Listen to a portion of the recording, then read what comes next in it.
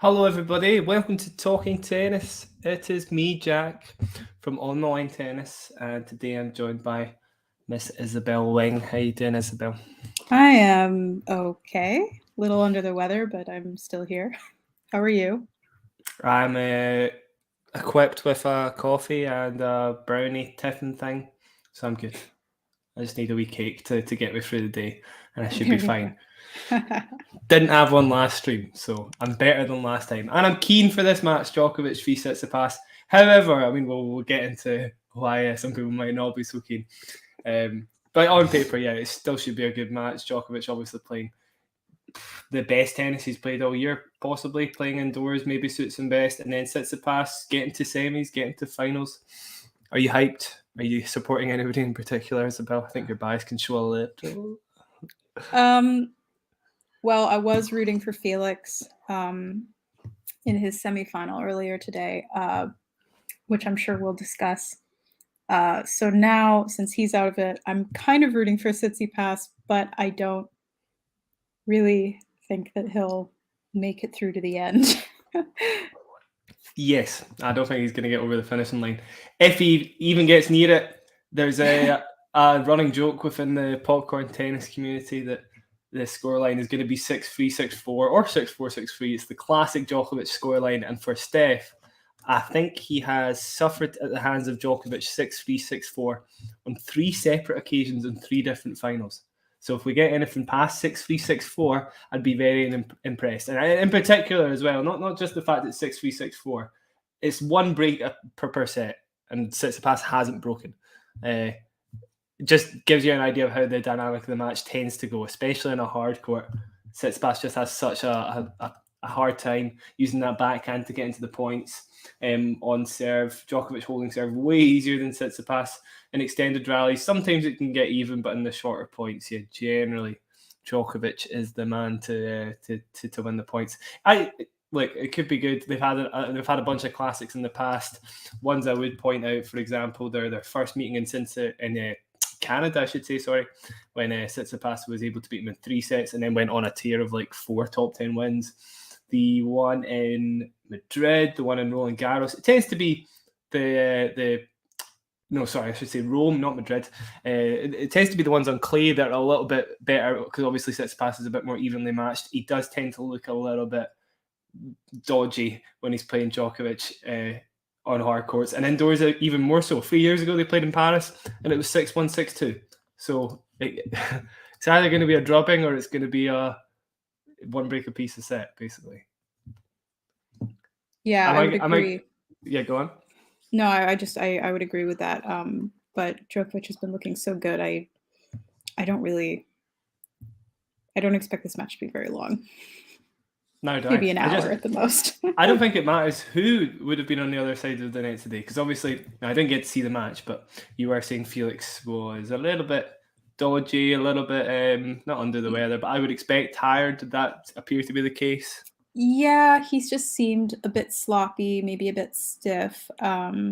He's making a lot of unforced errors, just not the kind of pristine that he usually has. He had a double fault in the second set, which I just don't see very often from him. And I mean, to his credit, Rune was just kind of on it today, just hitting really well from all angles on the court, and Felix just couldn't really find his rhythm in the rallies. So unfortunate for him. Do you think fatigue had anything to play in it? Because my point was going to be, if this was a semi-final between Djokovic and Felix, I imagine we would have seen the same thing if Felix was a little tired.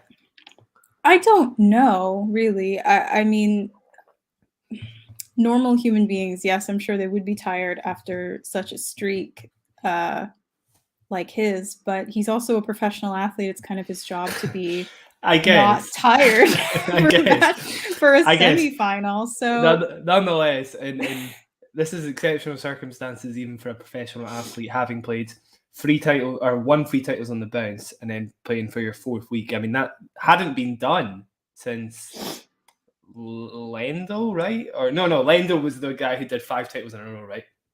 Andy Murray, I guess, has been there close to that. Rude as well. even then, they weren't playing into their 4th week and winning a title. They did 3 titles on the bounce, not 4 titles. So Felix has outdone himself by getting to the semis. I think to be a little tired against probably one of the top 5 players form-wise on tour at the moment is fair enough. I think we can cut him some slack, maybe. I think it's fair, but, I'm as a Canadian, I'm just really disappointed. Especially since he beat Rune a couple weeks ago. Yeah. I just expected a better performance. That's fair. Circling back around, my point was going to be we won't talk about Holger and Felix for too long. Obviously, that's probably a little bit of heartbreak there, so we'll move past the subject.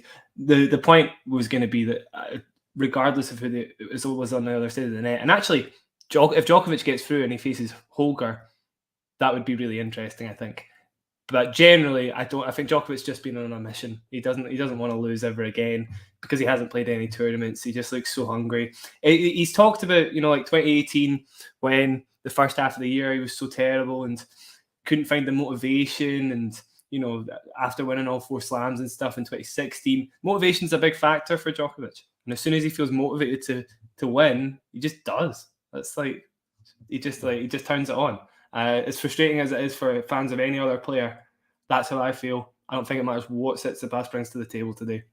Djokovic is winning in straight sets. Probably straight sets, yeah. We're just getting started now. Apostolos with a little clap at the sidelines. He looks scared. He's doing a big inhale, inhale and exhale. Djokovic, calm as ever. I think he'll be fine. Did you get to see Djokovic's match yesterday, by the way, against Musetti? No, I had a look at the score during the first set and decided that I didn't need to see it. Fair enough. You're quite right. It was man versus boy in so many ways. Like Djokovic Definitely. was a million miles ahead of him, able to go into Musetti's forehand with more venom than any other player I've seen on a hard court in the last 3 months. Incredible. I can't talk with this in my mouth. You're forgiven. It's all right. I need the energy today. I'll be muting quite a bit to sneeze and cough, so. Fair enough. I've got the sniffles as well, to be fair. Nothing like yours, I don't think, but I'll try and keep mine to a minimum. Ghost, by the way, is roasting you in the chat. Oh, I know. Doesn't he have a job?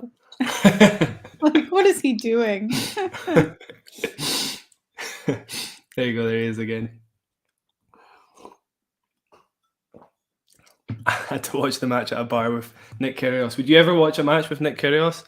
No. Isabel, if you wouldn't do it. I'd just do it. I would still do it. I don't like Kyrgios particularly, but I'd still watch it. There's not enough money in the world. Okay. on that note, Djokovic is serving first. Delivers the first serve out wide. It's lit. Yeah, no, I actually think I would. Kyrgios is an absolute character. I don't care how much I detest him. I think I would kind of enjoy the experience in a far-fetched way. Yeah, Djokovic with an ace. Oh, no, never mind. Second serve. Tsitsipas tactics today. For those that are wondering, is there anything you can do to change it up? Because Djokovic will tend to go into the Tsitsipas backhand frequently and ask Tsitsipas to go down the line. Now, Tsitsipas has practiced that pattern of play. However, trying to go into Djokovic's forehand with enough power off that one-hander is very difficult. So, what does he do? He doesn't have the slice yet to keep the ball lower, to ask Djokovic to slow down the pace of play. Djokovic is a really fast player. I think people kind of underrate that because they kind of think he's a bit of a pusher sometimes. But if you watched him against Musetti, when he had short balls, the speed of the short balls is insane. And my point is, if Tsitsipas wants to slow that down, slice would be kind of necessary. And I just don't think he's got that yet. It's a shot he's been working on, a shot that he desperately has wanted to improve, but it's just not happened. And that, for me, with the one-hander and the weakness that it can be exposed on a hard court, would maybe make a difference in this matchup. Still, he'd still be the underdog. And even then, he's not got it. So he's he's a heavy underdog. I think he should be going forward, I guess, would be the only thing I can say. But his opportunities to go forward are going to be few and far between. The ace differential between Felix and Holger, that's brutal. Does he just mean in that match or overall? Yes. Okay, because overall, I think Felix has the overall lead. Yeah, that's true actually. I think I remember Go saying it. Felix has over 500 for the year and Holger's got like 150. Although I will say Holger's serve has very recently improved. Over the last few months, I believe it's improved by the looks of it. Otherwise, he wouldn't be flying through indoor court matches as easily as he is. By the way, Djokovic is up 40-love, got an unreturned serve from Tsitsipas's backhand. They're locked in an extended rally at 40-love. Still going as Djokovic eats up the Tsitsipas forehand and he counters with a forehand down the line, and it's an easy hold in the end. I agree, Jose Bado. I can only see a Novak win as well. We were just saying at the start of the match, 6-3, 6-4 is the typical Djokovic scoreline, and in this head-to-head, it is also the typical scoreline. So 6-3, 6-4, 6-4, 6-3, however you want to put it, is probably going to be the case, Jose. Have you fallen out of love with Tsitsipas recently, Isabel? Anything you can tell us about that if you have? You know, a little bit. Partly for like personal reasons and partly because his performance in at the US Open was non-existent, really. And lost to Galan in the first round, by the way, for people who don't know. Yeah, in a really, really bad way. So I haven't really been impressed with his level. I think he can do a lot better, but something, and especially his behavior at Wimbledon was a real turn off for me. He seems to not really be in the right place with both his physical playing and his mental playing. So I don't really know how I feel about him at the moment. But, you know, if he plays well, then I'm happy for him. That's fair. I'm not sure. So you said you were maybe supporting Tsitsipas, but I imagine you're more ambivalent than anything else, right? I'm a bit ambivalent at this point. But you know, since Rune beat Felix, you know, I'd be happy to see Djokovic crush him. Exactly, he's got the best chance of beating Holger. Anything against Holger, Isabel? I'm willing to chime in on that as well if you have or if you haven't. You know, I mean, I think anyone who watches us frequently knows that I don't like bad attitudes on court. I don't like when players are a bit bratty and get angry and fight with the chair ump and everything. And I've seen a lot of that from Rune. Wavrinka complained about it, of course, called him a baby. Yeah. So it makes it for me very difficult to enjoy how well he's playing and how good he is when he acts like that. And he was a little better today. I didn't see as much of it. You'd expect that in a 6-4, 6-2 win, right? I mean, it's like when it gets close, you'd expect him to be more bratty and start shouting at his mum and stuff and all that malarkey. Hey, by the way, just to chime in on the match, you have got it up, right? Yeah, I've got it here. Yeah. Have you just seen Tsitsipas hold? Yes. Yeah. So 40-love hold. Really, really easy stuff, actually, for Tsitsipas. And one point in particular there at 30-love came in off the back of a very tame drop shot and was able to put the ball away. Now, I was talking about how good he is at the net, but it's a little bit underrated because his hands are actually great. Probably the second best, I would say, of the next gen bar catch. Is that obviously people say Alcaraz, but genuinely Tsitsipas is great. He just normally doesn't have to do that much with the volley because he's got such a good transition game as well. So I hope that works for him, and I think he should do it more often. It's the only chance he's got, really. Trying to outlast Djokovic at the baseline isn't going to work.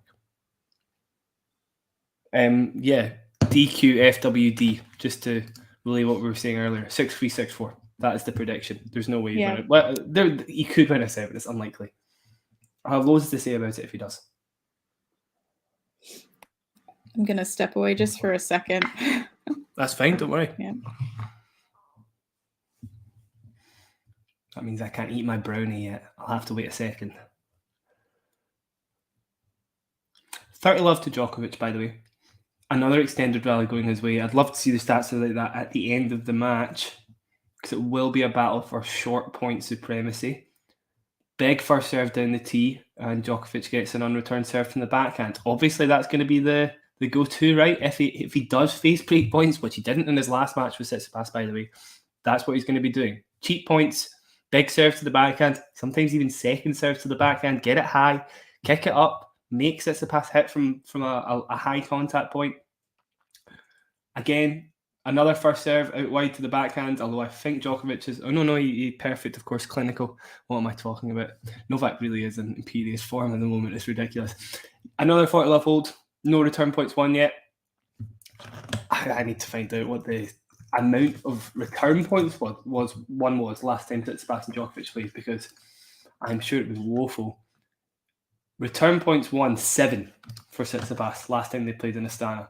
Now, if it's anything like that again, as DGFWD says, is highly, highly unlikely he's winning a set. I mean, 7 return points is an absolute joke. Have you got food? No, I have tissues. Oh, it's unfortunate. I do have some sort of sick food here, some almonds and some soup. But no, I went for tissues. Hey, you in the blue, are you streaming from a DVD shop asking for a friend? Bookcase in the background, Jose. I think my name is there. I'm not going to refer to you as... Well, I can only really refer to you as Jose because all I can see is your name. My name's Jack. Nice to meet you, Jose. Have you got any coat hangers spare, Isabel? What? Oh, yeah, there we go. I couldn't see them either. Yeah. Did you get to see any of Felix and Tiafoe yesterday, by the way? I know Felix is not out, but I would like to just discuss it very quickly. Yeah, I saw some of it. And it was not Tiafoe's best performance. But another reason why I was surprised at his performance today, Felix played really well yesterday. I mean, he was just, everything he did just worked, didn't have a lot of problems. So that was what made it so surprising today. I still stand by. I think Tiafoe maybe made him look a bit better than he was. A lot of returns not going back into play. Ones that Auger definitely did get back into play today. I mean, for about a set and a half, he looked mild at best. Eventually came to life at 5-3 when he saved 5 match points. And then the final service game was also very close. There was a little cat and mouse exchange and stuff out of the net that Felix only just came through. So yeah, could have been a lot better match. Honestly, could have been epic. But yeah, Tiafoe's kind of like that sometimes, also prone to a little bit of fatigue. Still no return points dropped, by the way, in this match. Tsitsipas going for the first slice I've seen so far. Extended rally going on and on. Djokovic able to go down the line really easily, though, with his backhand. Another slice from Tsitsipas. Could it be a recurring theme? Cross-court with the backhand from Tsitsipas. Still going. Tries to go down the line and misses. That's probably the kind of pattern play that Djokovic is going to be incredibly comfortable with and very, very, willing to let Tsitsipas make the first change of direction. He's just nowhere near as adept at doing it as Djokovic. I'm going to take a bite of brownie now, Isabel. Which means I'm muted for a second. I know. Can't watch any tennis without infinite levels of snack. I agree. If I run out of this one, I'll get another one.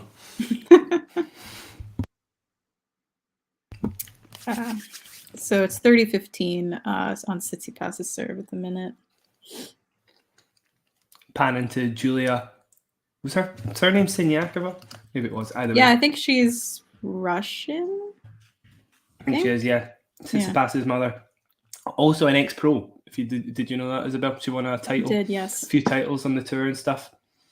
Same as Taylor Fritz. I believe his mum was also an ex-pro. Top 10 maybe, actually. I think Shapovalov's, I don't know if she was a pro, but I think his mother was also a tennis player. Yeah, and I'm pretty sure Zverev's as well. It's like there's a lot. It's all over. There's a lot of talk. It's funny because there's a lot of talk about the chances of a legend's child being a great tennis player. But actually, if you make your criteria for a great tennis player like top 100, then it happens quite frequently. Like Leo Borg could definitely be in the top 100 if he keeps up his rate of progress. Played a really good match against Tommy Paul a few weeks ago in Stockholm, I believe. So yeah, the chances aren't that low. I Getting think, a lot sidetracked. Yeah, I think now that I think about it, Korda is the only one whose parent was a Grand Slam champion, right? Yeah. Mm-hmm. Yeah. Korda's a brilliant example. I totally forgot about Korda, actually. Yeah. Yeah. Korda and Tracy Austin's son is playing now. Of course. Father was a tennis player. Like, it's everyone. yeah. Rude's a great example as well, because Christian Rude was like top 40. I consider that a great tennis player. He's not a legend of the game, but Taylor Fritz's mum, the fact she was in the top 10, that's huge. So yeah, it is everywhere. You're right. Bit of nepotism there, maybe. Oh, of course. Yeah. Good hold for Tsitsipas there, by the way. A couple of unreturned serves in a row, which I imagine will be quite rare. So still hanging on here. It's only 2-all. Still, it feels like that. It feels like every hold's incredibly important as soon as that first hold goes. But yeah, the first pressure moment there at 30-all. Tsitsipas with a serve down or out wide even to the Djokovic forehand. Surprising to see him miss it. One of those ones where Djokovic looks off balance and you kind of wonder, like, how is he most often number one in the world when he plays the game so clumsily, basically. He doesn't do it often, obviously, but I've seen a great tweet from Scott Barkley recently. We've got like a video replay of Djokovic. He's falling backwards, but it seems like it doesn't matter how he hits it. He finds a way to put it in the court.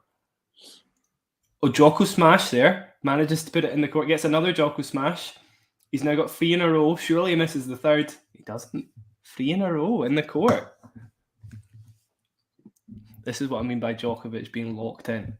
If he makes 3 smashes in a row, you know he means business. Yeah. He's just robotic. Yeah, he is robotic. Even on the overhead.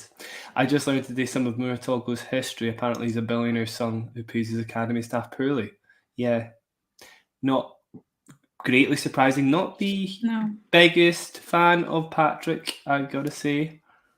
Yeah, I was going to say he's also involved in Tsitsipas's coaching. But yeah, no, he feels a little bit flashy to me, a bit style over substance in some ways. And I wouldn't, Holger's probably his best success story in a long time, because as soon as he joined, his serve got better and stuff. And so wasn't he on Coco's team for a second? Maybe, yeah. Or am I mixing that up? He moved about a lot. Obviously, Serena's the most famous example, but Serena goes on record saying that he's kind of full of S, basically. So he might not be as good a coach as he's made out to be. I won't keep slandering him. Sorry, Patrick. I've got no idea for sure. But yeah, I've seen a few of his videos and they don't come across incredibly helpful or true to coaching, I would say, in some ways. But what do I know? He's made a lot of money off it, obviously. 15-all second serve, by the way. So slight pressure moment. If Tsitsipas can obviously win this point. This is what I was talking about. Kicking high to the backhand. Will he do it? He does. But he double faults. That can't be right. No, it's not. It was a let. Sorry, it's a let. I was going to say that's surprising for so early. Yeah, speaking of Djokovic locked in, double faults just aren't generally on the menu. Goes for a really, really risky second serve out wide. Tsitsipas having a little stare at it. Very impressive there. Going out wide to the forehand. It's one of Djokovic's favourite things to do in the second serve. Generally does it better than anybody else, especially on this ad side coming up. But we just saw it on the juice side as well. Likes to stop the opponent from having angles, basically, and willing to absorb the pace of the ball if they do try to go crazy with the forehand. Gets it on a third serve from the backhand, by the way, so it's now 40-15, 2-all. Ghost relaying that sentiment, by the way. Yeah, he sucks. But someone's Pegula's dad. Pegula's dad. Forgot about that, of course, yeah. I understand the criticism kind of thrown at Pegula purely because she comes from a very wealthy family, but she hasn't really given me any reason to dislike her. Yeah. I haven't seen any bad behavior on court from her. She's good. She seems nice in press conferences. Like I don't have anything against her just because she comes from a wealthy family and she plays a wealthy sport. I think we're judging a little harshly from that, because a lot of people who play tennis come from wealthy families. Yeah, but I agree with Ghost. I don't think Ghost is slating Pegula and a little more than that. Like Pegula, you can have all the money in the world, but you still aren't guaranteed to be number one in the world, right? Pegula's a really hard worker. I think that's pretty clear from a lot of her outlook and how she talks about herself and her perspective and stuff. She's really made a name for herself without the money being the main focus, basically. But I would say Ghost's main point is that the culture of tennis is still married to aristocratic values, then yes, that is something that's very unfortunate. It absolutely is. It absolutely is. But I do see a lot of discourse on Twitter that kind of say, when she wins, they'll just call her rich girl or something like that. And I just don't think it's really important to the game, But yes, tennis is a very elitist, very aristocrat kind of sport. There's no denying that. Depends where you go nowadays. It's getting better in some places, but obviously on the whole, definitely aristocratic. I can only speak for Scotland. I know Judy Murray is making waves in terms of opening up opportunities for people. At the same time, it never really felt like Jamie and Andy's success was properly capitalised on.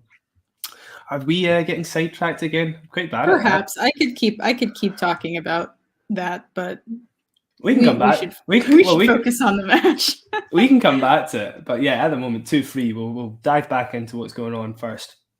If anything particularly exciting happens to talk about, then I'll tell you. Tsitsipas with an on-return serve there. Honestly, if he keeps it up like this, the few times I've seen him mix it up in extended rallies, he's actually not coming out second best all the time.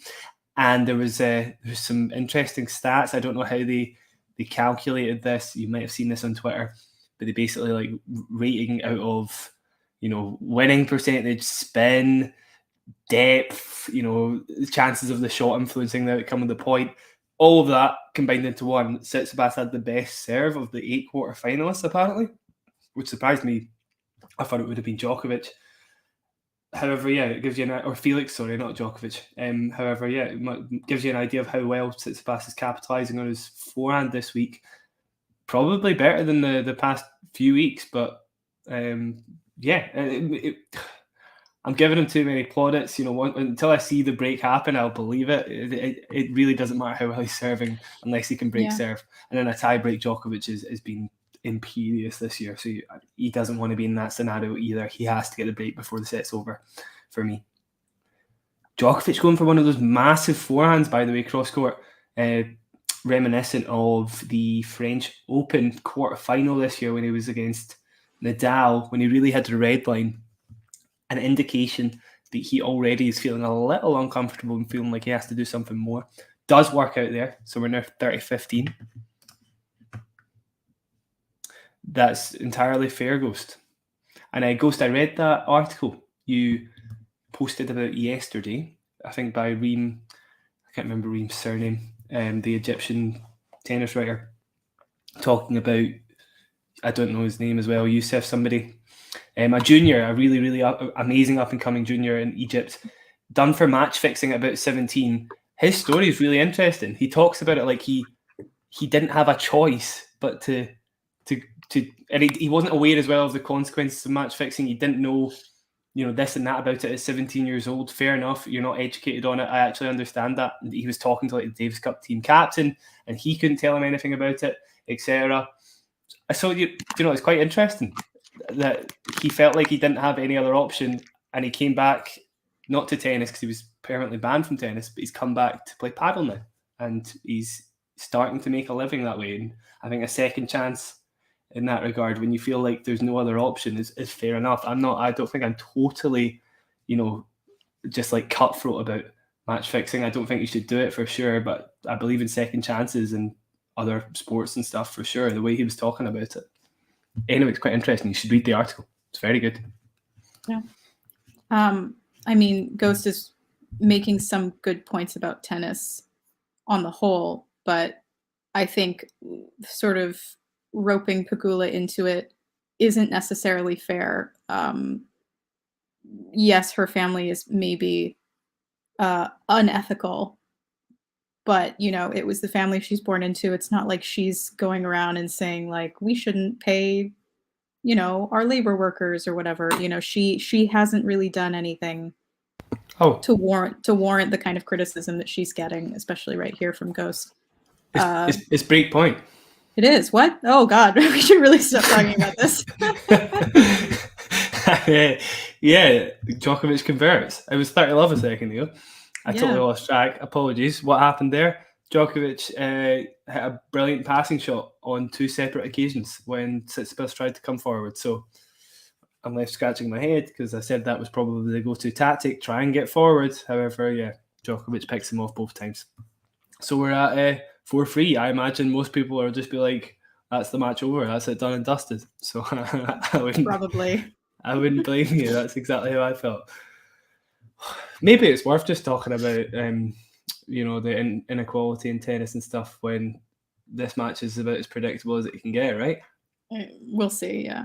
I guess my only point is that I'm not going to criticize players for having the money from their families to pay for such a sport. I'm not going to criticize Pegula for her family that she was born into, and I just don't think she's done anything. She's benefited from it, but I'm not going to criticize her for that. When it's a sport that requires that kind of money and privilege. I will criticize the sport. I'll criticize the hierarchy in it, but I'm not going to criticize the players for doing that. Because she is actually good. She does deserve to be where she is. I'm sure there's tons of players who also deserve it but don't have the money, and that's on the sport itself. It's not on the player. Yeah, totally agree. And that's all I'll say. And you can't get to the top 5 in the world, with any amount of money. Yeah. For sure. 40-love Djokovic. Has Tsitsipas even won a return point? I think he won 1. Let me just check. Christ. This couldn't be any more predictable at the moment. Tsitsipas has won 1 point on return. Djokovic holds to love. 5-2. Size. Jesus. It's 5-2. It's quite brutal watching, actually. That was a really quick game. Yep. It's just rolling through service games, doing the usual. If he needs to mix it up, he'll serve to the forehand. Really not much Tsitsipas can do. I have no idea what he's thinking at this moment. This has been... I don't think... in fact, sorry, I'm talking absolute nonsense. Djokovic has won all their meetings on clay. It's Tsitsipas who's won a few on hard court. But the last few, I think he won 2, the first 3, I believe, on hard court. The last 3 or 4, maybe 4, have all gone the way of Djokovic, and Tsitsipas hasn't really had a say in it. Backhand spin's coming up, by the way. So Tsitsipas is mixing it up with slice. I don't think he'd normally slice as much as 30% on that backhand. Djokovic, 0% slice.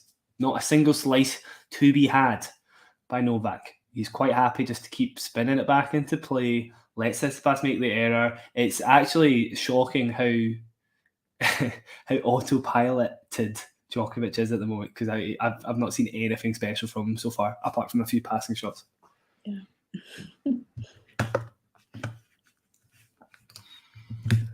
The undemocratic nature of the ATP Players Council, because that's what your nemesis Djokovic is doing. I will always criticize the ATP. They are not really following their own rules. I don't think they're a very good council. And in reference to the Players Council that Djokovic created, I haven't criticized that. I don't really have anything bad to say about him complaining about the ATP. My response will be that Djokovic hasn't really done anything with his Players Council. They haven't really, as far as I'm aware, they haven't done anything to counter the ATP. The one thing I'll say in Djokovic's defense, I am pretty sure he was a key player in the redistribution of prize money at some tournaments, with first round players getting a lot more money. Yeah, steps like that. Fine with that. I don't have anything against him for creating his own council. I think it was a good idea. I don't like the ATP, but as far as I know, like they're not really doing I know redistributing prize money is great, but they could be doing a lot more if they want. And I don't really understand what he's. Did you see that backhand down the line first? I did, yes. That was really good. I have an eye on it here. I don't really know what Ghost is arguing with me about, because I've criticized the ATP. I'm criticizing, the tennis governing bodies for making it an inaccessible sport. I'm just not going to criticize the player, so I don't really understand what he's upset about. I'm sure. I don't think he's upset. I'm sure he'll elaborate in a second. I don't really understand why he's disagreeing with me, because I'm saying I don't like the ATP. I don't like the hierarchy in tennis. I know you like a debate, Isabel, so I'm quite keen to hear what Ghost means. By the way, Tsitsipas with an unreturnable, an ace even, probably first ace of the match, to go 15-0. Obviously, a very, very paramount hold of serve here. A 6-2, 6-1 would probably be damaging in future as well. It's not the sort of loss you want to sustain against somebody. Obviously, the losses on hardcourt have already been pretty damaging, to be honest. However, yeah, any damage limitation would be perfect for any up-and-coming meetings in Australia, in the US Open, of course. We've got to think about the slams too, and how that affects those sort of meetings. If he is to play Djokovic at one of those slams, you kind of feel like if you met him at Australia, he wouldn't have a chance, right? Nobody would be counting him in with a chance. I will say, though, despite the fact that Tsitsipas is better on clay in general, he does seem to benefit from faster courts against some players. I remember him playing. Did you see his match against Jannik Sinner at the start of the year in Australia? Maybe. I think I did. Yeah. Yeah, that was probably the best match I've ever seen from him.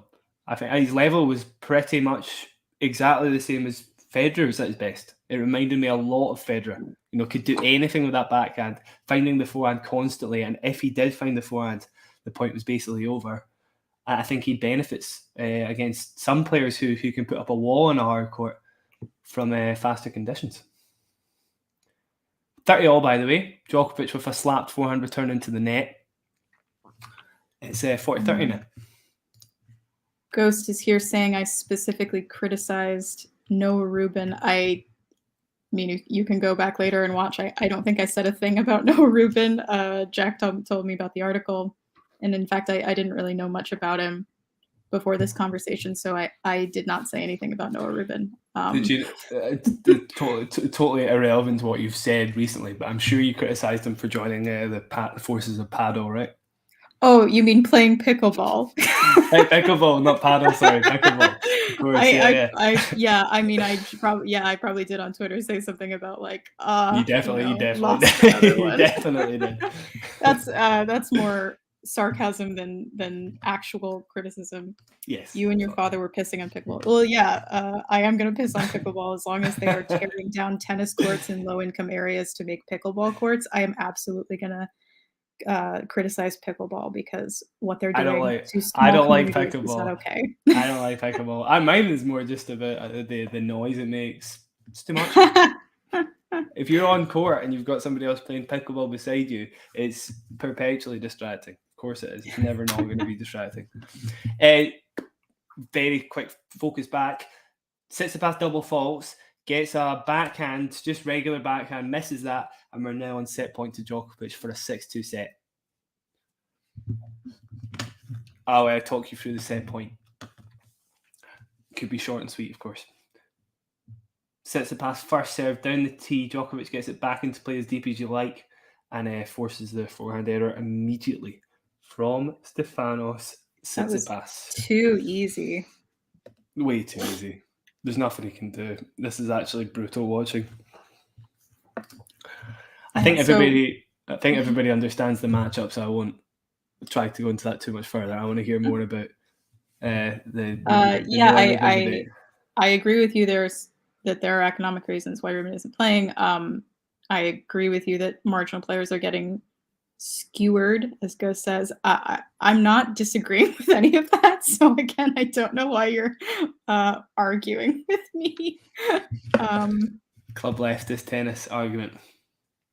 Yeah, so I do follow Club Leftist Tennis, and they do follow me. And I think you're taking them and myself a little too seriously.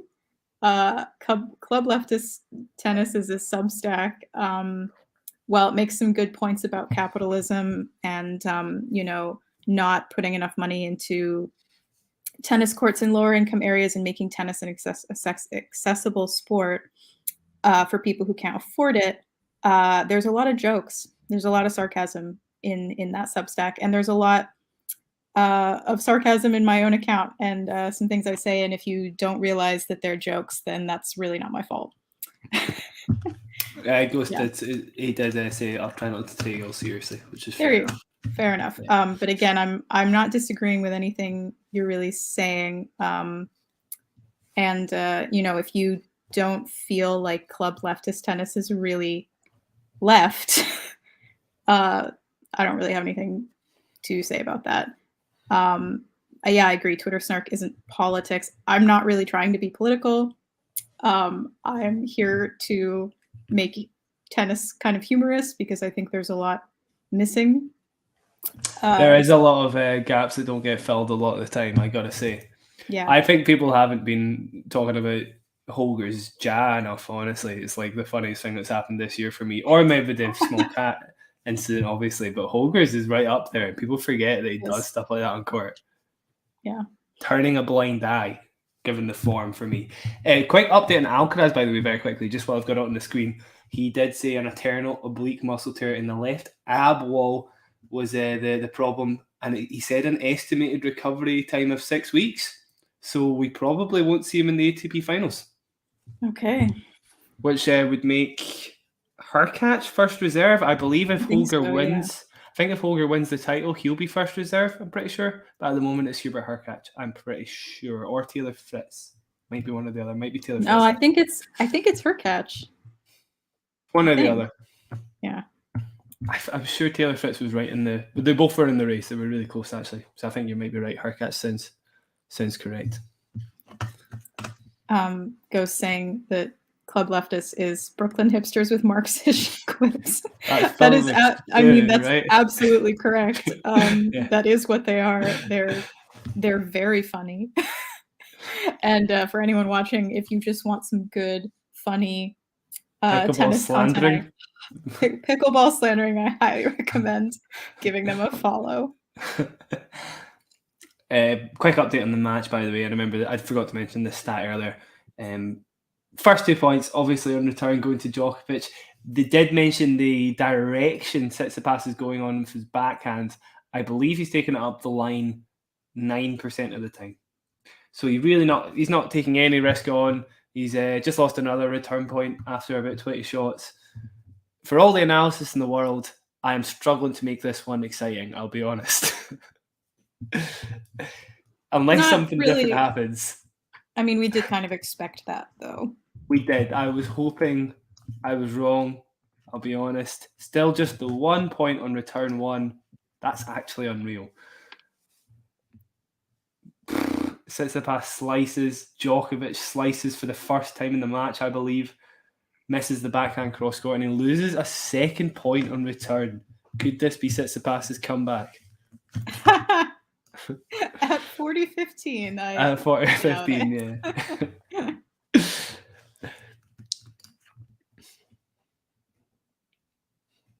Fair? Yeah, fair. I mean, I'm always happy to have a real argument. But if you're, if you're on my Twitter, most things I say on Twitter are not, are taken with some salt. So Carlos will miss the next gen as well, I believe, Ghost. Although I imagine he could probably play with only some of his abs, I guess. Some of his abs, half of his abs, I was going to say at first, but whatever. With his right side of his abs, I should say, and win that tournament. Although Holger might be there, to be fair. You kind of forget that all these players that are up and coming are all 21 or under. It used to be a tournament for players that nobody had ever heard of, like Hyung Chun. Nobody knew who he was when he first won it in 2017. Even Tsitsipas, nobody really knew who Tsitsipas was at that point. Oh, he might have done that run at Cincinnati actually. At the same time, it's all the players that are now 21 and under, Yannick Sinner, Carlos Alcaraz, Holger Rune, these guys have been doing stuff for a fair while now. Maybe Holger, I guess, half a year or so, but the rest of them, all of a sudden, and Musetti as well, of course, all of these guys are emerging from a young age in full force, more so than they were in the past. Yes, I understand that as a joke. I may be getting off Twitter. The less said of it, Elon Musk, the better for me. True. Is it? Well, I'm curious about that one. Is there something about him charging for Twitter? Yeah, it was. He wants to charge people for verified blue checks. Yeah, and that's it.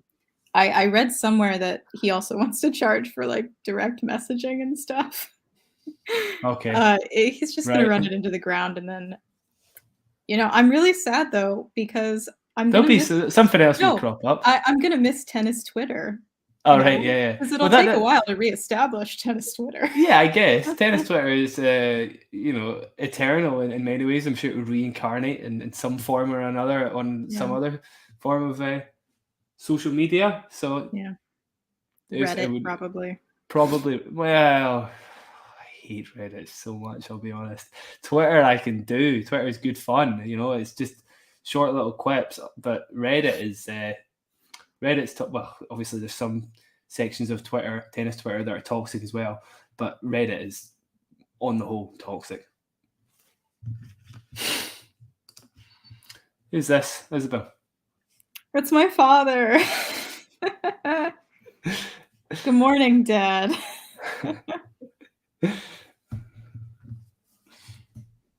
Of course, yeah. My dad is verified on Twitter, and he did not pay for it. Only rumors at the moment, John. Don't worry. You can hold on to $8 a month. I think Twitter will probably implode before you actually have to pay for it. Most likely. Love 30, by the way, on Tsitsipas' serve. The first two going much like the other extended rallies that I've been talking about. Tsitsipas unable to take on enough risks to really bother Djokovic. First point that really hasn't went Djokovic's way for any reason other than his own. A totally framed forehand. I'd love to see the unforced error count, by the way, because Djokovic is playing an absolute clinic at the moment. Frames a forehand though, and it's now 15-30.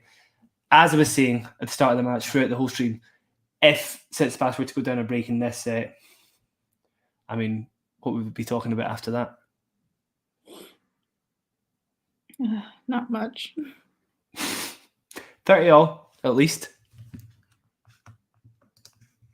The Chans are worse than Reddit. Like 4chan? That's what I thought that meant. Yeah. I've never been on 4chan. Likewise. Don't think it's my scene. No. The internet mostly sucks, let's be honest. There's That's good stuff true. to do with the internet. I don't know. I'm a bit of an optimist about it. I don't know. I think the internet has really ruined our lives. Or social media has really ruined our lives.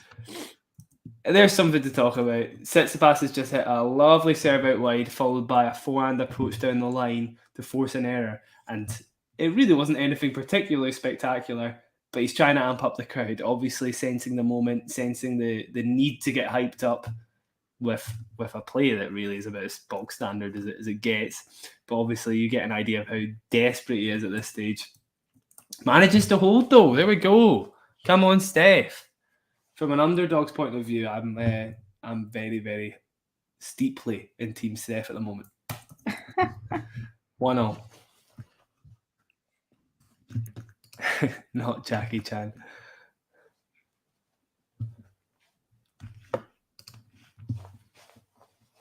Just for a second there, John, yes. Frames as well. Doesn't happen often for Joker. I can't hear it. I don't have the audio on. I have a feeling Paris are going crazy because the umpire Lorelei Taut, is that her name? Is putting up her arm for silence. Yeah, I love Paris in so many ways. Honestly, it's about the only time of the year where just absolute chaos is predictable. Yeah, the crowds are like and it's just at Paris Masters too. Like I feel like they're not this bad at like Roland Garros or something. There was one this year, Hugo Gaston playing. Oh no, it was Simon. It was Simon, of course. Both of those guys. When a French person is playing, yeah, they go crazy. It's so good. Also Djokovic just missed a volley. So for the first time in any of Djokovic's service games, Tsitsipas is up. It's love 15. And I put on the audio just for a second to hear what was going on. The crowd were going crazy for that error. 15 all though, as Tsitsipas pushes a forehand long. I don't understand that one, John. Alcaraz. Watching the trainer massage Alcaraz's oblique. They were showing it on. It might have been a two cap. I thought you were calling him Al or something. Oh no, probably just a typo. It's just a strange comment for me to put up now, John. Makes it, I know him, so it makes sense to me. But keep it clean, Dad. We are live. He's 19 years old, John. Christ. You were talking about this the other day, Isabel. Yeah, I was. He's go on, elaborate on that. So, as far as I'm aware, Parisians kind of viscerally hate French Canadians. And I think it comes down to the difference in the French language, because they speak a different type of French in French Canada, in Quebec, than they do in France. And I've noticed that in Paris, they get very irritated and very hateful about it. And I thought it was very funny today that the Paris crowds were cheering really hard for Felix, not so much Rune. But every time Felix would make something, they would just go absolutely wild. And I was like, you guys know that he's French Canadian, right? Like, no one forgot about that. He's from Montreal. It's so harsh. But yeah, I don't think that they would treat him as French. Like, he is French Canadian. It is fairly different. And the language is much more archaic. Right. The way that it's spoken in Quebec is a much older type of French than what's spoken in France. Love that segue into archaic French there, Isabel, as Djokovic draws level in this service game 30-all, or Tsitsipas, I should say, draws level in this service game 30-all. The slightest glimmer of hope possibly for Steph. This is an absolute must-win point. If we don't see it, I mean, he already doubled his tally for return points won throughout the match in this one game by winning 2 return points. Can he triple it and win a return game for the first time in 2 matches? All these things I'm saying aren't particularly encouraging, but who knows? 30-all. I'll talk through this one because it may be the biggest point of Tsitsipas's match. Waiting for the crowds to calm down. Yeah, I think so. Yeah. Still bouncing. First serve out wide, ace. He's great at that serve. He's great at, honestly, generally, he hits his spots better than anybody else. His height, I would say. Obviously, Federer was the only guy that could rival him. However, as of a couple of months ago. It's funny because Ghost rips into you a lot of the time for being Canadian. I don't get the same thing about being Scottish, which is nice. 40-30, Tsitsipas goes for a backhand down the line and it goes straight into the net. 2-1 hold. Back to basics. Yeah. Who's the most built person in tennis? In men's tennis, because in women's tennis, I would say it's probably Maria Sakkari. Yeah, I was gonna say. Men's tennis currently, I mean, for a while, I think it was Nadal. Carlos is, I think, definitely up there. Kokkinakis was up there because Kokkinakis. he self-professed, got himself to a physical shape that was built for looking attractive and not for playing tennis, and it resulted in a lot of injuries, and vanity basically caused him to miss years and years of his professional career. So it could be Kokkinakis, or maybe Rafa. Yeah, I mean, it's hard to pick just one. And I think, does it? Are we talking like just muscles? Yeah, physical appearance. I would even put Tsitsipas up there because he's got those very broad shoulders.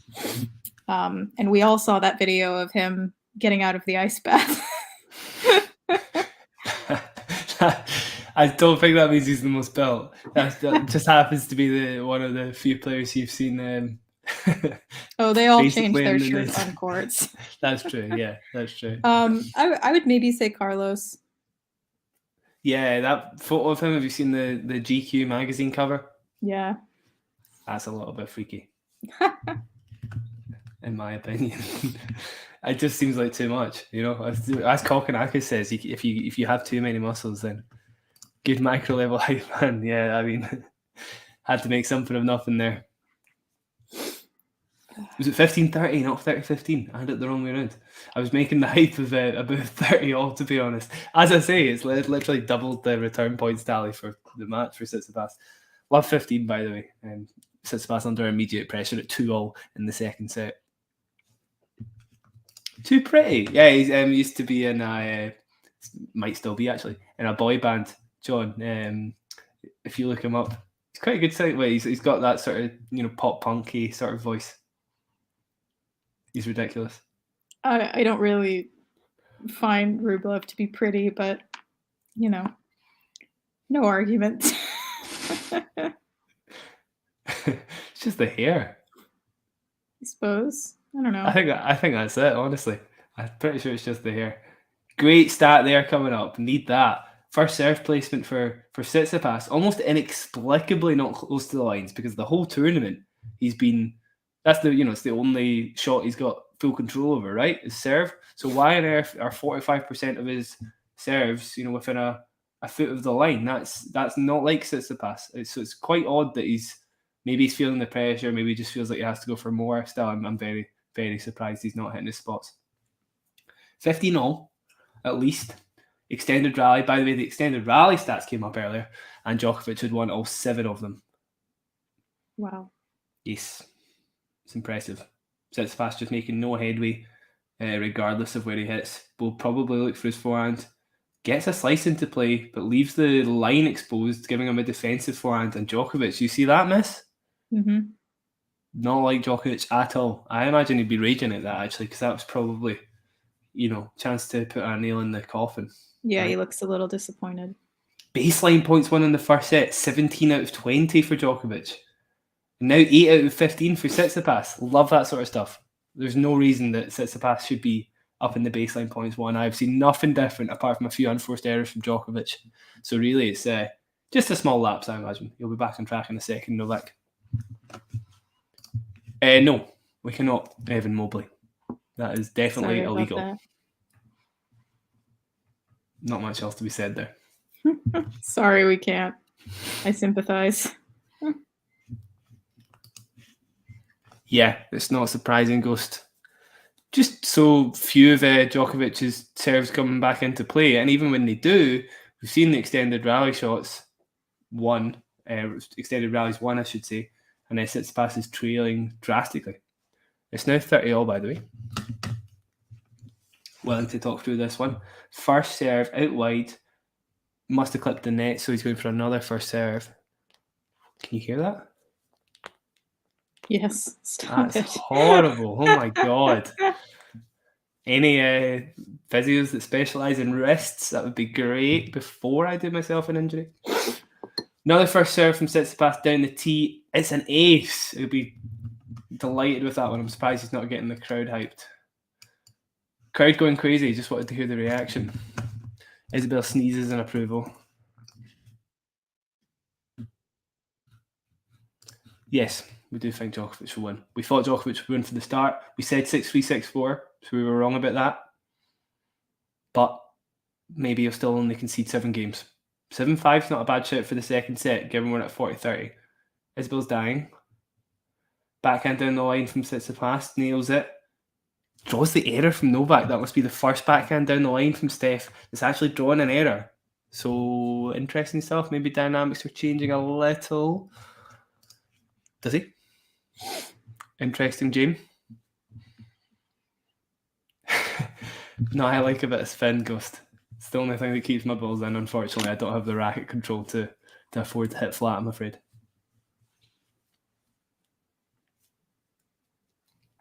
3-2. 2-all, sorry. 2-all. Ghost, if you had experience of wrist injuries, do tell us in the chat if you have. Serve down the tee, by the way, from Djokovic, goes down the line to the Tsitsipas backhand to start that dynamic, goes heavy into the Tsitsipas backhand with a forehand. Tsitsipas gets his hands on a forehand, though, should be up in the point, but feeds it back to the Djokovic forehand, who hits it deep, turns the point dynamics around. Tsitsipas gets the chance at a pass. Tsitsipas, he nails it. Good shot, actually. Very good shot. Should have done a Robbie Koenig there. Trying to get some crowd hype. Yeah, fair enough. That was a great shot. Except for the strong wrist. My wrists aren't actually sore, to be fair, Ghost. They just crack. I'm just scared of them being injured at some point. Or just the one wrist, actually. That one doesn't crack. Steph is playing well, I agree, John. Although I imagine it'll be a small lapse within the whole story of the match. Even if he went on to win this set, which is a big ask, because he'd have to win more than 3 return points. I still see Djokovic breaking once in this set, so it's very, very unlikely. And he hits an ace down the tee to draw level at 15-all. Ghost, that terrifies me. I really, really am scared about knee problems in the future. Fortunately, in Scotland, we generally play on fake sort of grass, synthetic grass sort of stuff, so it's not the most wear and tear surface. I imagine in America, the hard courts would be a pain in the bum. I imagine in England, the concrete courts they play on there are a pain in the bum. Just keep doing the yoga, Jack, and your knees will be fine. I will, yeah. I'm enjoying it. It's kind of working. It's working for my legs, actually. If you've got sore legs from playing too many sports, yoga's the way forward. They felt Djokovic does yoga, so. He does, that's true. Djokovic just missed a forehand, though, so maybe that we were not doing him a world of good after all. 15-30. That's a John Silk segue there. Not the most smooth. 15-30. Unforced errors in the first set from Djokovic, 1. Unforced errors in the second set in the space of 4 games, 11. This is the stuff though. Like, did you just see that point, Isabel? Yeah, I think you're a couple seconds ahead of me. 15-30. Yeah, 15-30. Djokovic hits the serve out wide to the Tsitsipas backhand and he doesn't put it in play. It's just unforgivable. And it's just that he can bail himself out of that at any point in the match, and it's why this matchup is such a cruel one for Tsitsipas, because Djokovic will hit that serve as precisely as you like at the drop of a hat as soon as he feels any pressure, and Tsitsipas will probably miss the return. It's now 30-all. Djokovic with a big serve to the backhand again. Tsitsipas nails the return though, should be up in the point, approaching the net. There's no way he misses that, and it's 30-40. Yeah, there we go. Something to feel good about. All right. I am suffering cramp. Sorry.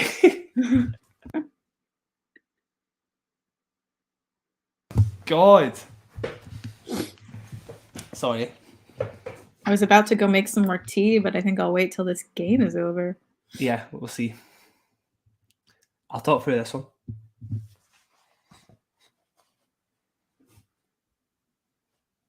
Djokovic bouncing the ball infinitely. Fakes the toss, goes back for another.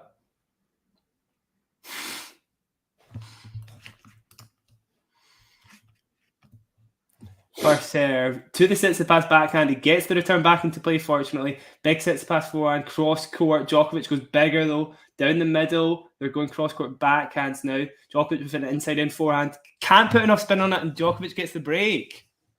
Tsitsipas gets the break. Tsitsipas gets the break, I should say. Wow, all right. We'll Good see stuff. if he can make it last. He was playing better there. And the two things, the most important things for there, 30-all and 30-40, Tsitsipas had two backhand returns. One of them he hit so well down the line, he was able to win the point outright, basically. The second neutralised the point. And those two asks, neutralising or getting into offence, are what Tsitsipas has been missing in this matchup off the backhand return. And it's the main thing he needs, because extended rallies aren't generally going his way. And if he gets a backhand return, he's generally not going into offence or neutralising the point, or even putting the point in play. So, I mean, the ball in play, I should say. So that's great stuff. Isabel, do you want to get a tea or something? I am, yeah. I'll be back in a minute. Okay. If you tag team, because I would also like one, if you come back with plenty to say about Noah Rubin or whatever, that would be great. Okay, will do. Plenty to say about this now. I'm actually quite excited about this. This is the first break, obviously. I will reiterate that for Tsitsipas in the Djokovic-Tsitsipas rivalry. In 3 meetings, I believe, not since their last clay meeting in the Rome final. Well, did he even break serve there? Actually, he may not have, because I remember him getting bailed in the first set, and it went to a tiebreak in the second. Possibly. Yes, he did break, actually. He did break. So the first time for 3 hardcore meetings, at least, Tsitsipas has got a break of serve. So that was a huge deal. Great to see the Paris. Maybe the Paris crowd could be the factor that changes things as well, because okay, Djokovic likes the crowd against him sometimes, but he talked about it at the US Open 2021 final. Sometimes when the crowd are against him, it can get under his skin. Normally it makes him play better though, even if it does get under his skin. So I'm quite excited to see a raising level. So would I. Love to see Steph make a match of this. Playing tennis on carpet, John, love it. We have a few indoor courts like that in Scotland too. It's probably the sort of game that suits big flat hitters, John. So I imagine you've got a bit of a Delpo forehand on you, possibly.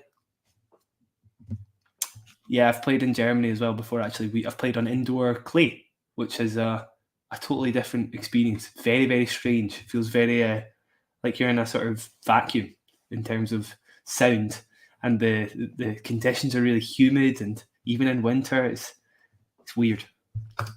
Tsitsipas trying to consolidate the break at 3-2. Big ace down the tee to start, looking good from Tsitsi. Yeah, I mean, as I said earlier, Tsitsi had won 4 return points prior to that game. He doubled his tally by breaking there. So yeah, nowhere near a break point before that game. Clay is available to us in Scotland. It used to be something called Blaze. Blaze, a far cheaper alternative to proper actual clay, but it was damaging if you fell on it. It was unpredictable. We still have it in some places, actually. It's one of the worst surfaces you can ever play on. Nowadays, though, we've got this lovely, weatherproof, orangey hued clay. It's great stuff. You get it in a lot of affluent clubs. It's not Blaze. Yeah, Blaze is literally just like a cheap clay alternative. It's what they used to use in the 80s and 70s, and it's stayed in a few of the courts that haven't been redone, basically. And it's horrible. It's really, really, it hurts if you fall on it. The bounces are insanely bad. The speed of the course is unreal. You can't put a ball away. It's terrible. Topspin one-handed backhand, John. Love to see it. Taking notes from Federer probably rather than Tsitsipas maybe. Love to see a film of it. Tsitsipas, by the way, in the vein of Federer in many ways in his game, goes for a forehand inside in and makes it one of the riskier shots in the game to consolidate the break to love 4-2. Blaze, it's actually spelled Blaise. Blaze.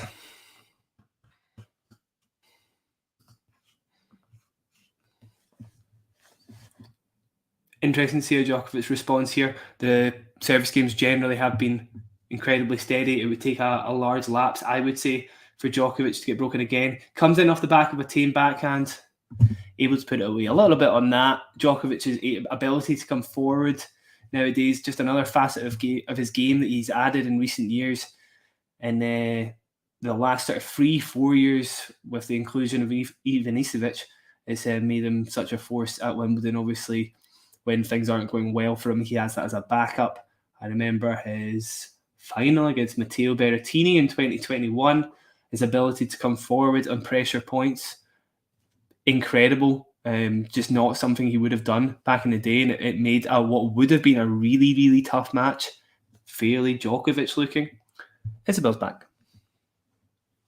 If he's going to change up tactics, I would be interested. But to be honest, I'd like to see more of the same from him. I think in the long run, Djokovic wins this match just using the same old formula that he's used in their past 4 or 5 hardcourt meetings. Can you hold the fort for a second? Of course. Back in a jiffy.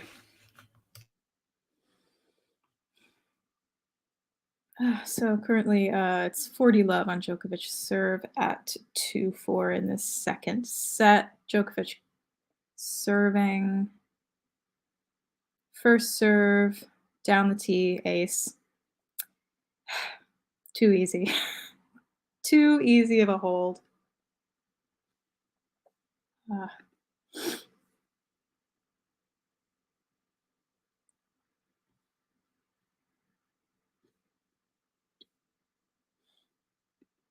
Yeah, I don't really expect Tsitsipas's break to last long. Djokovic is maybe just the king of, going on autopilot and kicking everyone to the curb. So even though he got that lucky break, I don't think he'll take the set. What's going on in the chat here? Why does Stefanos continue to try serves into Novak's forehand? Keeps burning him. Yeah, it might be a better question for Jack, but I'm wondering that myself. They say what is it that the definition of insanity is trying something 1,000 times and expecting a different result? Yeah.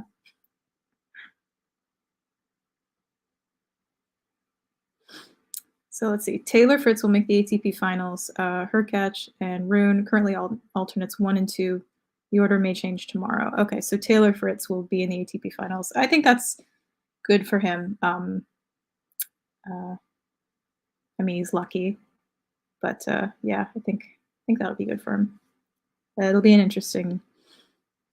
I think we'll have some good matches at the ATP finals. I'm looking forward to watching. Has anyone out there been watching the WTA finals? I haven't been able to catch much of it.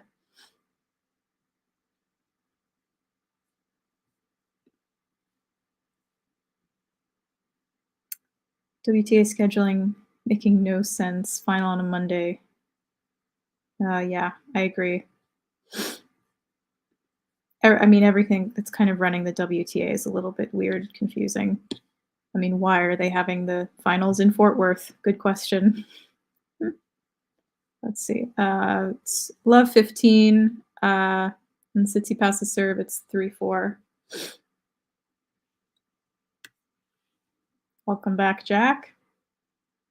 Hello. Just killed a fly. Oh no, it's still alive.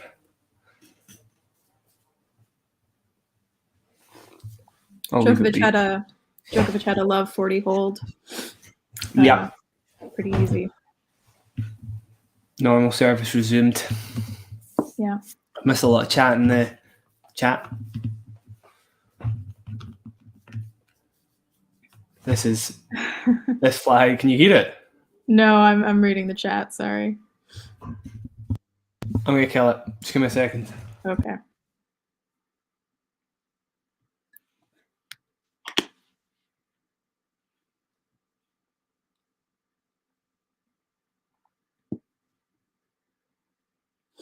So 30-15, Tsitsipas serve mid-rally right now.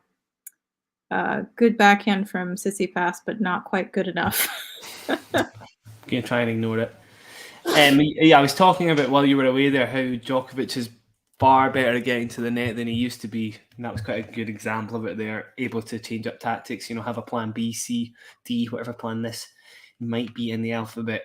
He seems to be using it at the moment to try and bother Tsitsipas's backhand. Can't really come into the forehand of Steph. It is probably the most... That's a big statement, but one of the most versatile forehands in the game in terms of power, spin, flatness, all of that. He's very good at doing anything he likes with it. That fly is unreal. If it comes near me again. What's John saying? Okay, you can go to the forehand in the juice court, but not the ad court serve. I still think he can. Djokovic's favoured second serve is the second serve down the tee in the ad court. Was I saying that earlier on? I don't know if you were there for that part of the conversation, John. He likes to use that to stop the court from being opened up. Yes, it gives the opponent a forehand, but he relies on the fact that the opponent will go for pace over placement to keep himself in the rally and essentially counter on either a ball that's too slow or use the pace of a ball that comes in without enough angle.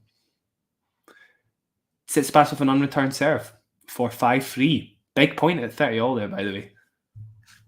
I missed what happened, though. That fly was bothering me. A birthmark on Steph's leg. Possibly, yeah. Oh, you're muted, Isabel. I feel like I haven't seen that before. It might just be like a scab or something. Ghost, it is... I can't remember how I found it. It's just stuff that I find out. It's important for what I do, profiling players and stuff. I just know it, I guess. I imagine if you went into the serve tracker online, you would be able to see that was his favourite serve. In fact, I will do that while the drama is off, and then you can see it for yourself. But it's also because Djokovic has added that slice serve to his arsenal too. So it's not like he's just giving them a sitter a lot of the time. It'll be a serve that's falling away from the opponent. And he does that a lot better than a lot of opponents on his second serve. A lot of players don't want to take on that risk of the slice serve, but Djokovic is so confident hitting it, it's not really a risk for him. Unlike a lot of players. Felix is quite good at it as well. He doesn't actually have a kick serve necessarily. Nothing that's anywhere near as good as a lot of other players. It could be a scab. Who's got the best birthmark on their leg of famous tennis players? Well, it's got to be Andy Murray, doesn't it? Of course you would know that. You'd recognise that one, I think. It's quite a famous one. I don't think I spend as much time staring at Andy Murray's legs as you do. That answers the question earlier on, actually. I think Andy's got some of the best legs in the game. Bar Aslan Karatsev. Well, yeah, I mean, those legs are practically robotic in some parts. Karatsev's legs are scary. I don't know if you've ever seen them. Again, I might get that up for a non-dramatic part of the match. Though it does look like, generally, the match is actually becoming quite interesting. It's 15-0. So Tsitsipas regularly winning points on return. Incidentally, it was another high kick serve to the Tsitsipas backhand, and Tsitsipas put it deep to draw an error. So is it something he's improved since their last meeting, like maybe 4 weeks ago? I would be surprised, but still. Might just be something he's conscious of. I don't know. Still think Djokovic will win? Yes, I do. I do. I think there's a small possibility that Tsitsipas could take this set. A small possibility? You think he's going to get broken? Well, I never know with Djokovic, all right? Like, I wouldn't put anything past him, but, it's definitely possible that Tsitsipas could take the second set, so. Well, shall we talk about how many times Tsitsipas has served for the set against Djokovic and lost it? Because I have a pretty good memory for that sort of thing. I will talk you through it. Last time they met in Rome, second set. Tsitsipas served at 5-3. He lost that set. Roland Garros, I don't think he served for any... No, he didn't serve for any of those sets. In fact, he did. He served for the first set, but he ended up winning it anyway. Oh no, it was Djokovic, sorry, scratch that. That's one meeting. Rome, again, the second time. He served for the match at 5-3, lost it. That's the second time. Shanghai, oh no, that was the other way around. Okay, only twice. So that's not too bad, I guess. 30-all. What are you eating? I've got some soup here that my flatmates made. Homemade because soup. I'm ill. Yeah. Good serve from Djokovic, going mental at somebody. Yeah, or he looks something. pissed about something. Just shouting, going on. But after an ace down the tee, by the way, nothing to really be pissed off about. Yeah. I think Joker wears Asics. I'll tell you in a second, though. Or surely it would be Lacoste, although I don't think Lacoste do shoes. Yeah, I don't think they do shoes. Oh my. Deuce. Brisky backhand down the line doesn't go in. Yeah, they're Asics. I'm pretty sure, John. I can vouch for them. I use Asics. They're also John's. I also don't get paid, though I did get them for free. If you order Tennis Head? Tennis Head used to do a deal where you got a pair of Asics shoes for free with the magazine. And a t-shirt, by the way. A tennis top. So it's quite good value. Big point, sorry, Deuce. Djokovic with a backhand cross court. Looking for a massive forehand inside in. Tsitsipas gets that back into play out of nowhere. My goodness. And gets her forehand to Djokovic's toes to win the point. There was no set point for Tsitsipas. Business for Tsitsipas getting that ball back into play. That is a ridiculously tough shot because Djokovic nailed the forehand inside in. Wow. Djokovic-esque defence there. Break point, set point. I'll talk us through this one. And then what was I going to link for? Serve tracker? Yeah, I might do that. Karatsev's thighs? Probably Karatsev's thighs are the more interesting of the two. Djokovic first serve down the tee to the Tsitsipas forehand, gets a forehand, but point neutralised by Tsitsipas's forehand, and he sprays it wide for the set. This is exciting now. 2 breaks in one set. Not what we expected. Very interesting. 1 set apiece. Let me find Karatsev's thighs. We're waiting. Quick rundown of the set first, actually. That's probably more important because I am aware not everybody was with us for the entirety of that set or possibly the match for the entirety of that set. Djokovic making far more unforced errors. Now, I say far more unforced errors. That's probably still an understatement. He made 1 unforced error in the first set and he's made 12 in this set, so he's 12 times his tally. However, the most important thing for me was Tsitsipas's ability to get to a rally, full stop, the 2 points to fashion the first break, the 30-all and 30-40 points, coming from amazing backhand returns, which doesn't generally happen in this matchup. It's been a return that's really, really been weak for Tsitsipas throughout his career, and against Djokovic, it just it's exemplified by the fact that Djokovic can carry himself so well from the baseline and he can serve so well, etc. However, that was the shot that made the difference, and if it's not a high-risk shot for him, it's anybody's game. However, I think it is, and there's a small chance that he might have played the percentages there, so to speak, and would still be the heavy underdog for this third set. Do you agree, Isabel? Very much. I can still hear that fly, by the way. Can you hear it? No, I can't hear it. It's bothering me. I'm excited for this now. I'll be honest. Yeah, this will be interesting. I hope he can kind of maintain this moment. Tsitsipas, I hope he can maintain this momentum he has. Of course, yeah. Not choke. He won't choke. He wouldn't choke. Right, here you go. How'd I get it? Stay tuned because this is, mid match entertainment. of the highest quality in Karatsev's thighs here. Thighs, even. Here we go. Have I done that wrong?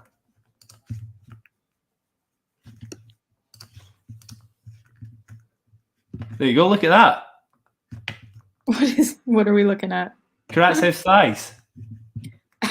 Those look like his calves. His calves. Sorry, not his. Oh my god. His calves. Oh my god, it's embarrassing. Yeah, his calves, not his thighs. He's got the best calves in the game. I mean, look at that. That's ridiculous. It's I mean, those are nice. Yes. I don't know if they're nice, but my god, yeah, they're impressive. Thighs, calves, exactly. Potato. I mean, I find it interesting that I'm not the one who brought up the tennis slut, did not bring up his legs, but you did. Okay. It's bizarre, actually. You're quite right. I'm surprised you've not heard of Karasev's calves as well, I gotta say. Yeah. They're freaky. They're yeah, I suppose.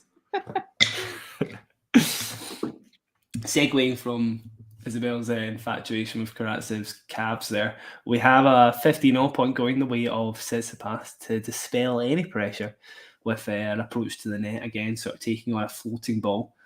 Very, what's the word I'm looking for? Purposeful of him, looking for the right balls, very intensive. He's doing the right things, basically. He seems locked in, which is not something we've seen in this matchup for quite a while. 30-15. Djokovic will be looking for a little bit of steadiness, and going into those extended rallies doesn't seem to be working anywhere near as well. The defence from Tsitsipas's forehand on another level. What looks like a cramping issue possibly has just forced Tsitsipas's backhand to sort of skid off the strings, didn't even touch the net. He seems to be okay. However, if that was a recurring issue, this match would probably be over and done with pretty quickly. Are you looking at the replay right now? Yeah, I'm looking at the replay. Sorry, I'll get Karatsev off the screen. Might have just tweaked it. It seems okay. Very close to making that pass there from Djokovic. Another purposeful move forward, the serve and forehand doing the damage. Again, to be clear, the last time they played, the opportunities for Tsitsipas to keep his service points short were few and far between. It seems as though he's making moves to get to the net earlier off bigger forehands, which isn't really a risk for him. As I say, he can do anything off that forehand wing. If he gets a forehand into play, he should be able to fashion some sort of offensive opportunity for himself. Holds there, by the way, with a great serve and forehand combo to go 1-love. There is a little bit of a rattledness about Djokovic. I was saying that Tsitsipas is kind of forcing the unforced errors, so to speak, but at the same time, there's been a few uncharacteristic misses, a few moves forward off of balls that he wouldn't normally come forward off of. He obviously senses that Tsitsipas has upped his game from the baseline. Again, the backhand's doing more damage than it usually does. Not even going down the line, though. He's not taking on risk there. He's just getting it deeper, getting an earlier strike in off that wing as well. We'll be interested to see if he can continue the sort of backhand returning form that got him the second set in the first place.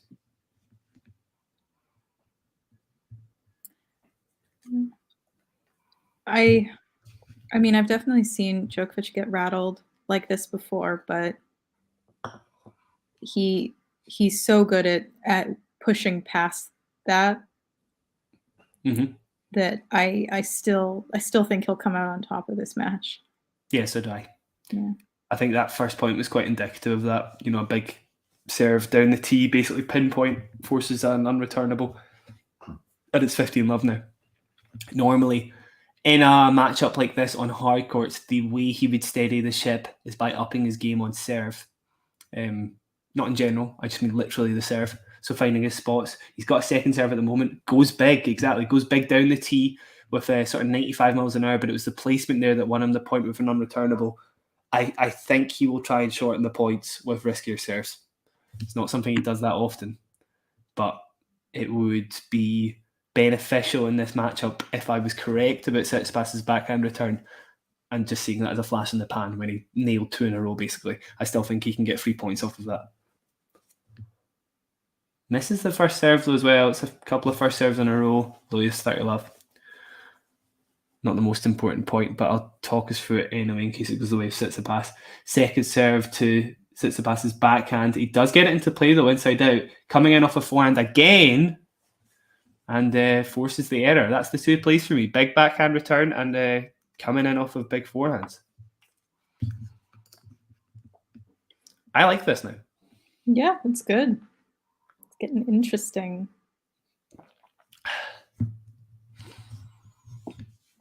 I'm drinking lemon and ginger tea, by the way. I'm very proud. It's nice. I'm drinking a vitamin C drink that I made a few days ago. It will hopefully cure me before I go out of town. Yeah, good call. Stock up on those vitamins. Yep. Big point, by the way. Going to an extended rally, 30-15. Tsitsipas with an unreal forehand inside in. Doesn't really up him in the point though, because Djokovic was there for it. Slicing now, Djokovic with a great short forehand. Should win this. Does win it outright with Tsitsipas lob just going long. Would have liked to have seen a Djoko smash there. Don't even have to put the lob into play right. Just bunt it up and hope that Djoko misses sometimes, because that short forehand was great. However, 40-15. Nick is with us. I didn't see that. He has, Nick, but it's been a while. And even then, it's just the one set on hard courts. I still expect Djokovic to come through this. We might even see, 7-5 in this set.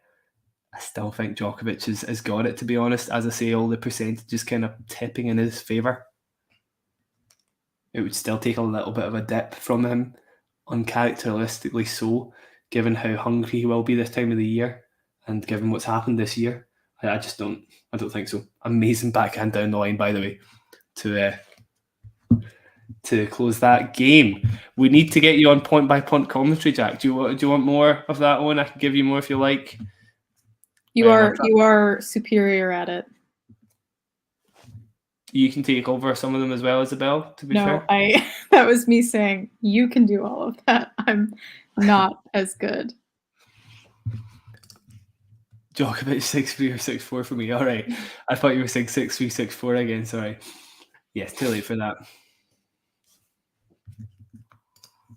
Professionally, thanks, Owen. Yeah, I do think Jack would be good at like the Grand Slam radios and such. I'd do that. I'd be up for that. Yeah. I did apply for it this year, but Wimbledon passed me, to be fair. Yeah. But I'll keep trying. Yeah, keep trying. Big point, by the way, obviously. Every return game of Tsitsipas is absolutely crucial if return games or breaks even are going to be rare from him. Sprays a backhand long, so already under pressure, love 15. What does he do in this point with the serve, Isabel? Does he go wider tee? It's hard to say. What would you recommend? He'll probably go wide, I guess. I'm feeling wide. I'm feeling wide. That means something else in Scotland. I'm gonna feel really validated if he does go wide. Yeah. He goes down. And, that was my other guess. Could have been body, to be fair. He didn't cover all bases, that's true. John goes body. Yeah, no, it was T though. He nailed it. And gave himself the easy forehand put away. Double or nothing? Out wide. Well, it was wide. It was wide, but he didn't land it. That, oh my God. Sorry. Serves down the middle. Oh, and Tsitsipas just goes way off with that one. What even was that? For those that weren't there earlier, my left leg is cramping really badly every so often. I'm back though. Yeah, I didn't see that. Sorry, a backhand error again? I think it was forehand error, just went way off. It's looking now. Yeah, he tried to go inside out or inside in. Ran a bit too far round. Wasn't really on. Little bit of a lapse of concentration there. I think he goes wide this time. Are you a bit ahead of me? It might be. I'm just seeing him serve now. First serve out wide. He did land it. Yeah, that must have been what your reaction was for. Because it was a very poor forehand, 2 forehand unforced errors. Not really indicative of the match. I wish. The trainer is just me writhing about on the floor, to be honest. 1540. If players had to do that as well, I swear it would be a pretty good cure. 1540. Tsitsipas with first serve. Out wide. Massive forehand return from Djokovic. Gets a backhand into play. It's one of those ones where Djokovic is off balance though, but he seems to have steadied himself. They're going backhand cross. Still going. Who will change direction first? Neither willing to budge. Tsitsipas goes down the middle first. Gets himself a forehand eventually. Goes cross again with the backhand. Djokovic looking like he's on the back foot. Tries to go down the line and misses. Misses. Big point. Ooh. Djokovic has 4 more winners and 50% as many unforced errors as Tsitsipas. And the match is more or less tied. That's how tennis works, isn't it, Owen? You know better than anybody else. Djokovic did roll through his service games for the first set and a half, to be fair. Took until 2-all before he had lost more than 2 points on serve. So that's kind of how it works. It's still break point, of course. Tsitsipas with a great first serve down the tee, prompts the forced error even from the Djokovic forehand, and we're now at deuce.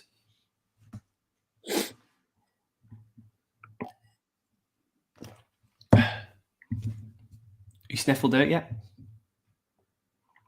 Nearly. Nearly. Yeah. Isabel calling for the trainer in a second as well for the sniffles. Tsitsipas with a first serve out wide, prompts another unreturned serve. Another unreturned serve was correct, sorry. Now advantage. Stefanos claims he does, John. However, in a matchup like this, it doesn't seem to win him any ground because Djokovic defends so well off his forehand. I think against other players, he does do it a lot more often. I know he does, sorry. Against other players, he goes up the line a lot more often because it is risk that, merits reward, whereas against Djokovic, it doesn't really get him anything in terms of offensive opportunities. Djokovic is able to defend it so well. So it's why other players can't do that so easily. But against top 10 players with better backhands as well that won't put themselves into a more vulnerable position, it's less common. Studio Ghibli here. This is some good fighting from Stefanos. A reminder he's one of the top drawer, even if not as good as the top in the best tournaments. Ghibli, I'll give you a little bit of a rundown of Tsitsipas's last 6 hardcourt finals and why this whole performance in general has been very impressive.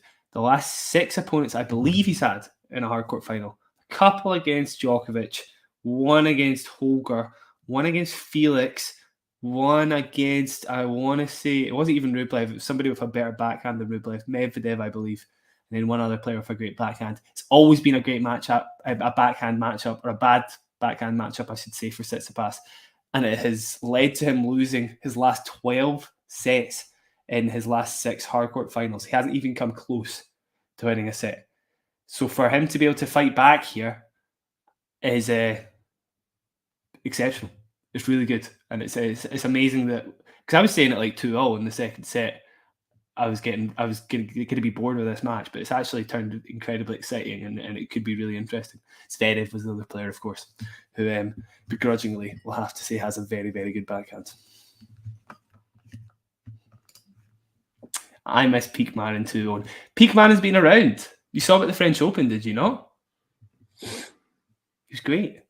Cilic, yeah, he got to the semis this year. Yeah, he did. That was shocking. And you know, I kind of expected him to do better in that match. The semi against Rude. Yeah. Yeah, so did I. Yeah, I think I don't know. He was just having some kind of day because I think he should have come out the winner. I remember talking to Owen about that match actually, and it was just a test to this. There was a bunch of overheads that Mara missed out of nowhere that just seemed totally uncharacteristic, or untimely given how the rest of the match had played out, and yeah, it kind of just spiraled out of control for him. I see. Ari Steph going backhand up the line. Is it like Chappell where you realise he misses or hits it poorly consistently? Or hits it poorly? He's better off predictably and reliably going cross the line. It's very, very different for Chappell, given that both his forehand and his backhand are of a similar caliber. Obviously, his forehand is still a little bit better, and he can produce more angles off of that. But his backhand's definitely an offensive weapon rather than a shield, I guess, which is what you'd say about a lot of people's backhands. And also, Chappell's a lefty, so the rally dynamics are basically completely different. A lot of the time, rally dynamics don't come into play so much because the rallies are so short with Chappell.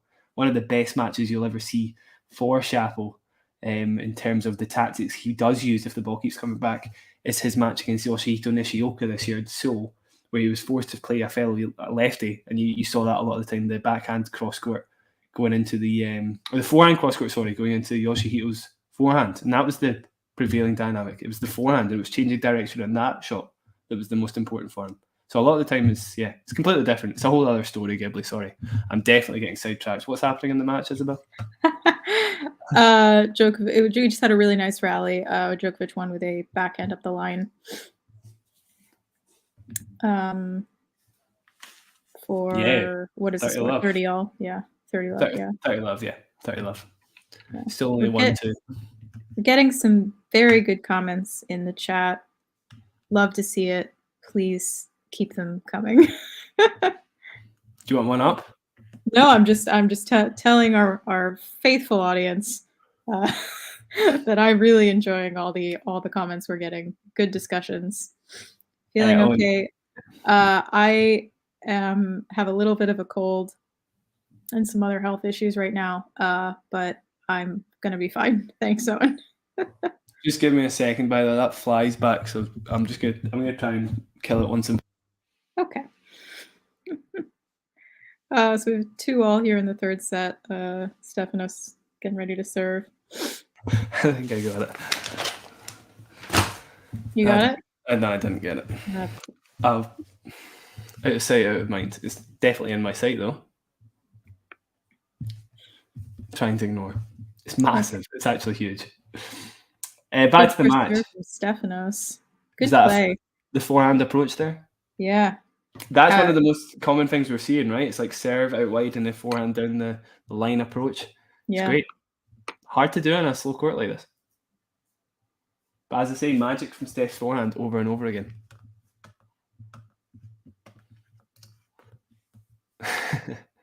I'm not fly killer yet, John. Wanna be. Are you heading out, Dad?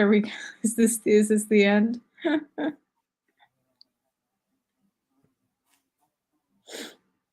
See you later, John, if it is the case. Yeah. I'm sure I'll talk to him later.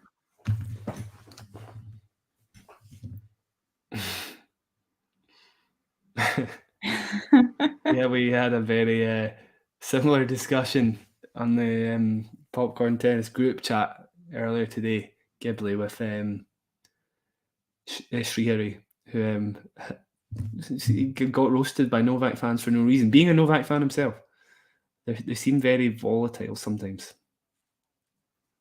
They don't like it when people make jokes about their lord. It's very true. Thanks, Ghost. Thanks, Ghost. John. Bye, Dad. See you both later. While I've been reading the comments there, we're at 15:30, by the way. Big point for Tsitsipas. Add court point Does he go wide? Does he go tee? Probably tee for me. Goes wide, misses by a country mile. Quite wide. It's now second serve.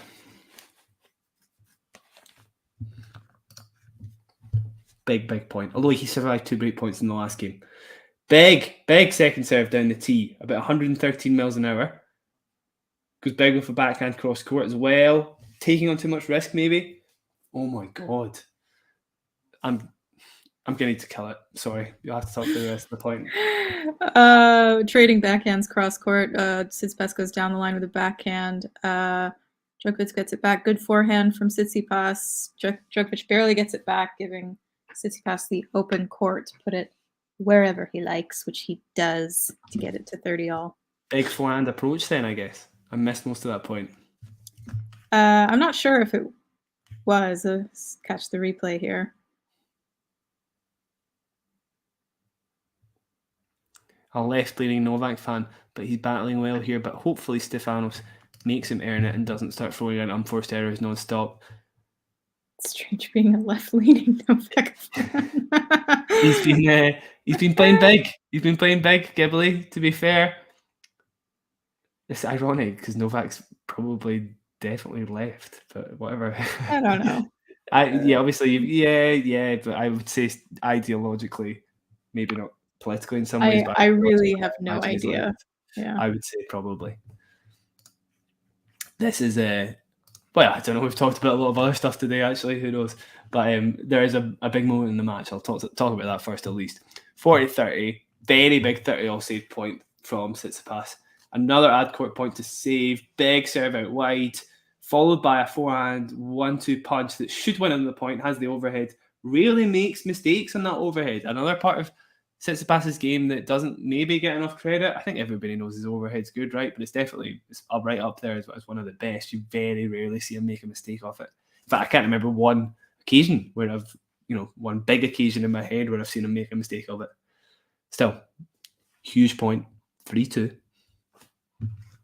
I agree. I'm very proud of Tsitsipas already. This is, not a favourable matchup for him, as we've discussed multiple times. So for him to make headway like this, very, very impressive. Especially after on return. I mean, he looked useless, basically. Again, that backhand return, it's just going into play full stop, but also he's being aggressive of it, which you wouldn't really expect from him in this matchup.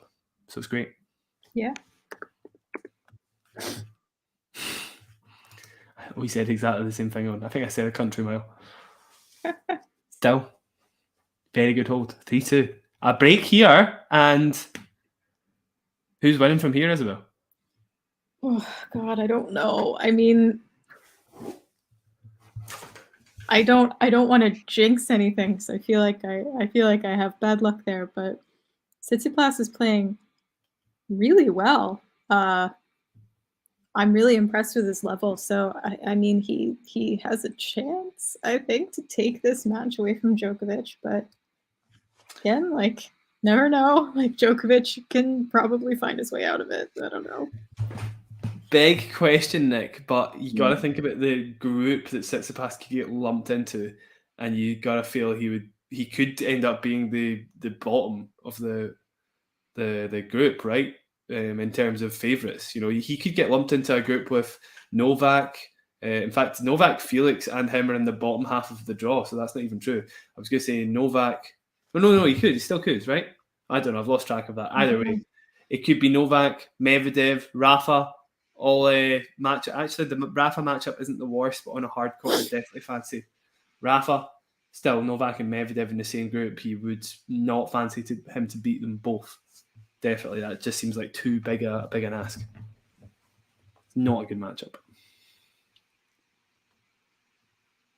Steph has won the title once, Ghibli. He won it in 2019, I want to say, or 18.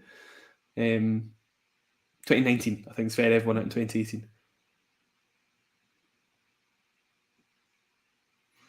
Unfortunate first point there. I was talking about the forehand defence of Tsitsipas and the magic he can produce off it, but just getting pulled a little bit too wide there, and we're 15 love. Be interested to see how Djokovic approaches the next few points Does he take more risk? He did seem to be doing that at the start of the third set on the serve, just to keep the points short, because I think he's respecting the fact that Tsitsipas has upped his game.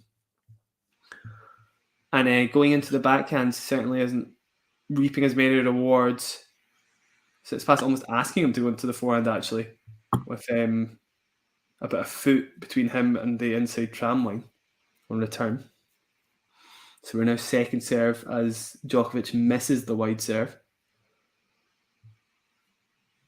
Second serve out wide, high to the Tsitsipas backhand. Neutralises with plenty of spin though, heavy enough that Djokovic misses the following shot. On a pretty standard forehand as well. Can you give me a second? Yeah.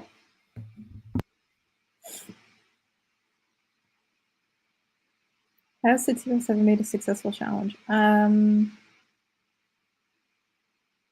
not sure. Those aren't the stats that I would normally know. I assume he's probably had at least one. They all have one that they've done correctly, I'm sure. I'll keep an eye on that. I might, not an emergency, but might be in a situation where I have to leave early. Okay. No heating or hot water at my grand's house. Oh dear. Yes. What was the stat, sorry, that somebody was looking for? Has Tsitsipas ever made a successful challenge? I don't know, yeah, he's a bit belligerent in that regard, isn't he? Sometimes when it even looks like it's a mile out, he still challenges. I'm sure he has, but I can't imagine his success rate is particularly good. I remember hearing one about Federer's, and I think his percentage was about 30% or so. Yeah, surprisingly, Federer was not great at challenges. Yeah, and same with Murray as well. Terrible at them. Big first serve out wide from Djokovic, and easy 1-2 punch there to finish the point quickly.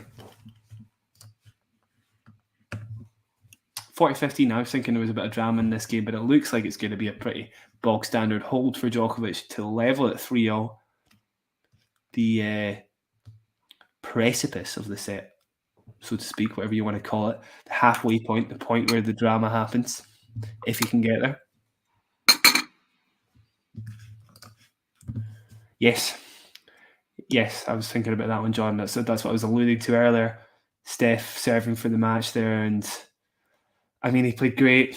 Probably his best clay court match against Djokovic, arguably, given the French Open turned into a little bit of a standard affair in the final 3 sets. That was always nip and tuck, and he easily could have taken it.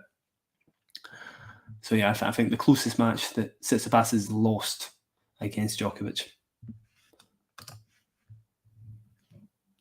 Yeah, I mean, Ghibli, you got to pay attention to the fact that Tsitsipas has faced pressure in his last 2 service games. He's just coming up clutch in big points, able to come up with a 1-2 punch out wide and down the line approach in the juice court, and in the ad court coming up with magic, to be honest. Yeah, great forehand there from Tsitsi. One of those ones you get that's short in the court that you probably would miss as an amateur player, but Tsitsipas makes it look very easy. Yeah, I agree, Nick. I feel like the level is it's pretty high. They're both playing at about 80%, 90% or so. Yeah, it's more impressive than I thought it would be. Yeah, for sure. Does highlight why Tsitsipas is usually such a threat against other players on hard courts. You know, he's just able to rattle through service games like this. It's like even if you get the serve back into play, if Tsitsipas can find his forehand, he makes life really, really difficult for the other player. Djokovic looks very shaken. Is that the sort of kneel there? Not kneel, yeah. Squat. I don't think he's obviously not happy with his play at the minute. Ghibli, arguably, if you were to say first to rise, you would be a pessimist because you would be assuming that the players were playing below their best level. So I would say first to dip because I think they're both playing great. Time since last hold, well, that's not that big a stat. Time since last hold to love 1 hour 40 minutes. I suppose that's quite big considering Djokovic rattled off like 4 40-love service games in a row. Big serve. Breaking that streak though, yeah, with an easy forehand put away. And we're now 4-3. Yeah, I get that, Ghibli. But 100% is pretty high. I don't see it happening. Seems too risky for me. Maybe Djokovic. Djokovic does hit that gear sometimes when he really needs to, right? Yeah, he does. Yeah, he can access it. Yeah. It's been a while. I think the last time to recent memory would be the Djokovic-Medvedev match, right? He really did. He was playing great in that match. So good. Medvedev asking so many questions of Djokovic. Able to put Medvedev under pressure with amazing drop shots again. Another facet of his game he hasn't had previous to 4 years ago. Great. Djokovic's a fascinating player. I'm not even really a fan. I'm just a fan of good tennis. Keep saying it. Respect the game, Isabel. Of course. I won't ever knock Djokovic for his skills on the court. I respect him immensely as an athlete. So, and I do enjoy the level that he can bring to a match. It's only when he's destroying my favorite players that I really don't like him. Yeah, I'm going to be doing a special with Shiri on Popcorn Tennis, the podcast on the Andy Murray-Djokovic rivalry. Ooh, I bet that'll I'm sure there'll be talk of the 13 of 15 matches he won at one point in their rivalry. That was brutal. I remember that period in the Djokovic-Andy rivalry. It was horrible for us. Every single time Andy took to the court against him, you'd be like, he's going to lose. This feels like that, but Tsitsipas, it's one of those matches that's super close, and Andy had a few of those, and Tsitsipas, Andy even would still lose. It's a completely different matchup, of course. It really is very different. And Tsitsipas much more likely to hold should he break here. It's just a bigger question for him to break. I've got the sniffles now. Give me a second. We're all getting sick over here. It's just cold and wet. Yeah. Got a coach in that. It's horrible. Yeah, it's quite rainy and gross in Cardiff this week. Both my flatmates had really bad colds. I thought I was able to evade it, but maybe not. Bro, what's going on? I feel like maybe we're a point behind. No, I feel like you can't, because that point was really tiny. I think maybe Evan Mobley's just surprised that Tsitsipas has got a set. Tsitsipas raised his level, to be fair. Yeah, we were adamant it wasn't going to happen. He played stuff I wasn't expecting from him. Again, It's that first break in the second set was because of 2 amazing backhand returns, and I wouldn't have expected that from Tsitsipas in a million years. That's harsh, but it was unlike him anyway. And no pressure here. 15 love for Djokovic, by the way, so he could just rattle through service games just as Tsitsipas is squeaking onto service games. He's been the one that's asked more questions. Tries to get a forehand into play, Tsitsipas, but just pushes it wide, so it's now 30 love. Yeah, there was quite an interesting quote from Jimmy Connors, asked if he's ever played the perfect match. I think he said 4 or 5 times.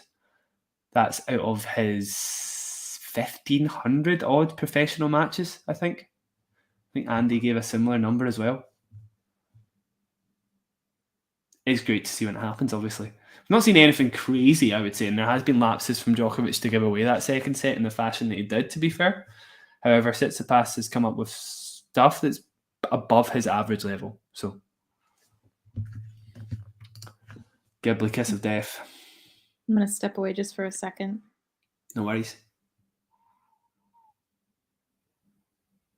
Pretty tame part of the match here with just 30 love. Djokovic's serve does have a second serve, however. Kicks it high to the Tsitsipas backhand. He's got a forehand from the middle of the court. Can't quite put Tsitsipas on the run going into the forehand early. Tsitsipas with consecutive forehands, but doesn't find the last one, surprisingly.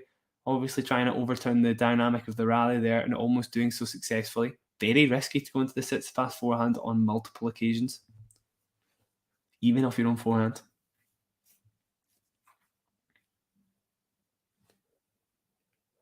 Yes, Nick, that's got to be one of his best matches ever, right? That was crazy. 100%. It's a big question, though. Close to 100%. I can think of plenty of matches. Do you know, he was close to 100% against Jenson Brooksby. Was the last one I can remember at the US Open. See, after he lost that 6-1 set, he turned it on. I mean, like, he barely missed after that. He was going for like 50-shot rallies. Didn't matter what Jenson threw at him. Eventually, Djokovic would find a way through. The level in that match was unbelievable. At the same time, 100%, you know, like, it's hard to quantify that because not every match is going to involve a moment where you put Djokovic under immense pressure, right? So, like, the 2019 Wimbledon final arguably didn't play 100% for most of the match, but in the moments that counted the most, you know, his mental fortitude was about 100%, right? Because he didn't flinch in the most important moments. So I don't know. Just obviously he's not. You wouldn't regard him as playing 100% in that match for sure because it was quite a scrappy match. But just other things to think about, right? Moments where you're facing pressure kind of have to be in play for it to be considered 100%, etc. For somebody to consider peaking, I would say. Anyway, we're 4-all. Speaking of pressure moments, it's at the tail end of the set. Djokovic coming up. Well, I thought he had it. Coming up with a backhand in the splits, but doesn't quite find the court with it. Tsitsipas surviving that one, to be honest, because it did look like Djokovic was ready to go forever in the back of the court there. I'll try and talk us through a little bit more about what's happening because at 4-all, does Tsitsipas stay predictable? Does he do something a bit different to just get himself over the line? Will be interesting. 15-love in the ad court. This is where we see him being mixing it up the most. Goes down the tee. Djokovic may be ready for it though. Second serve now. Does Djokovic go big? I would say yes, would be my guess. He just trades it down the middle. Tsitsipas with consecutive forehands now coming in off the back of one. That one was too tame, way too shallow. There's no way Tsitsipas should have been giving up ground like that. He basically spun the forehand approach into the service box. Nerves would be my guess. It's hard in a sport like tennis when your game is so directly linked to your opponent, unlike golf where others matter less. Yes, I would agree with that, Ghibli. Although pressure is still a massive factor, it can affect you in any moment in tennis. But yes, it's not quite the same with golf, of course, where you're fighting yourself essentially. Big first serve out wide for Tsitsipas. Has to play a backhand though, as Djokovic finds a great return. Djokovic up in the point now with a backhand cross court. Tsitsipas trying to go deep with the backhand down the line, but pushes it long, and it's now 15-30. This is what I was talking about, risk. Who's going to be forced to take it? Arguably, Djokovic's return, trying to find Tsitsipas' backhand, was a little bit risky, but he just sensed the moment. He sensed how he could put Tsitsipas on the back foot without doing too much out of the ordinary. Anyway, it was a Tsitsipas backhand down the line, unforced error, that won him the point in the end. Hello. Exciting part of the match.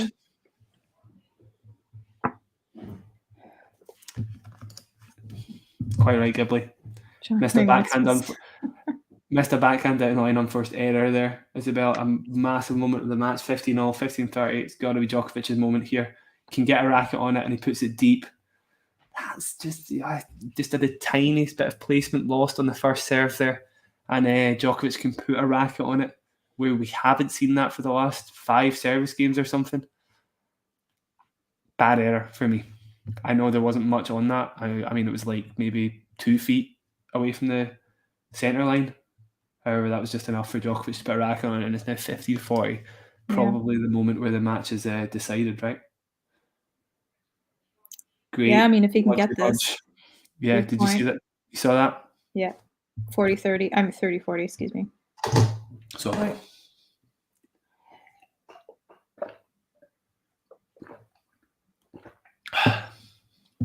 Big gulp.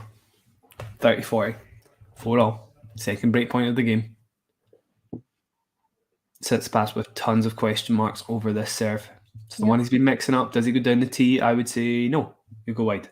He does. He misses it though. No. Skims off the net. Second serve. Huge point here. He's not one to double fault much. He doesn't. Big kicker. Forehand cross court from Steph. consecutive forehands now. Surely won't miss. Gets another forehand. Never going to miss off that wing. Now we go into the backhand though, cross court. Not in a moment like this anyway, he wouldn't miss. Does go backhand down the middle rather than line to get himself another forehand. Djokovic trying to find a way through. Super slow courts. It's bouncing up. Tsitsipas with a slice. Going cross again. Goes down the middle rather than down the line to try and find his own forehand. And Djokovic buckles.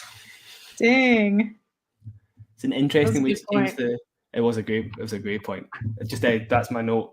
Interesting way to change the dynamic of the point without taking on too much risk. Rather than going line with your backhand, go down the middle with your backhand with enough depth and hope that forces the opponent to go cross court. That happened a few times there to keep Tsitsipas in the rally.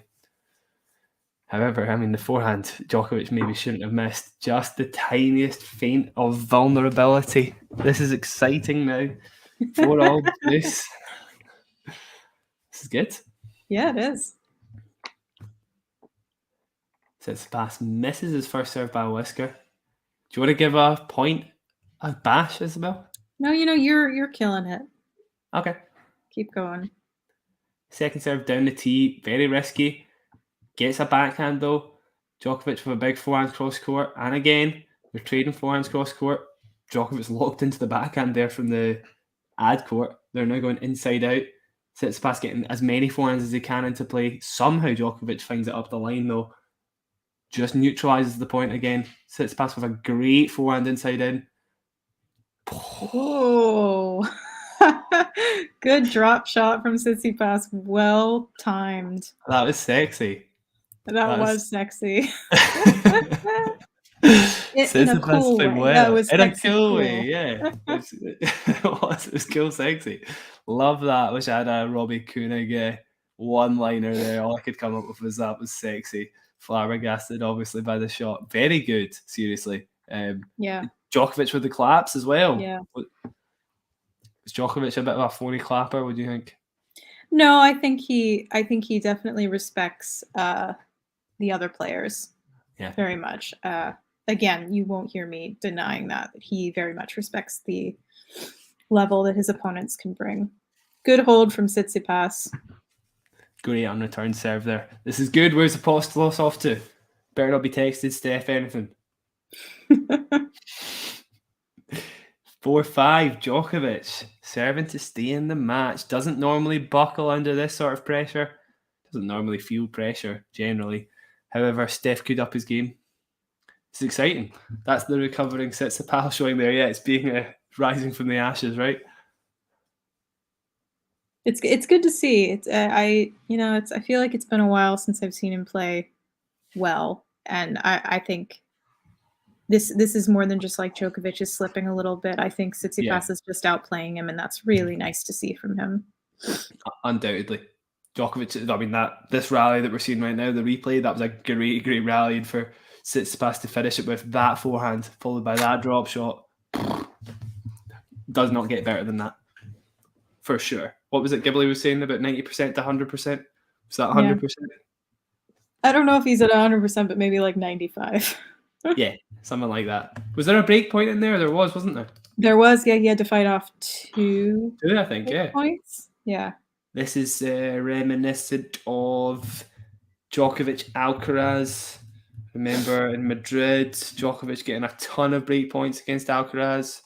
Alcaraz fighting them off every single time, mainly with the kicker out wide in the ad court, so different dynamics, but it reminded me of that match, and Alcaraz did go on to win it in a tiebreak. Yeah. He's always kind of rolled at about 70-ish%, right? And he's beating everybody that he should be beating, and then against better players, yeah, maybe Steph against Sinner for certain. That was the last time I remember him playing out of his mind good. That match was unreal though. Like, seriously good. Here, yeah, there's been moments like that. Those rallies there, actually, if he can continue to play like that, we're in for an absolute treat the tail end of this match. Hey-oh. I know what you meant, Ghibli. 4-5. First serve down the tee. Tsitsipas only getting it back into play. Djokovic with a Djoko smash. Easy put away. 15-love. Do you think this is going to go to a tiebreak?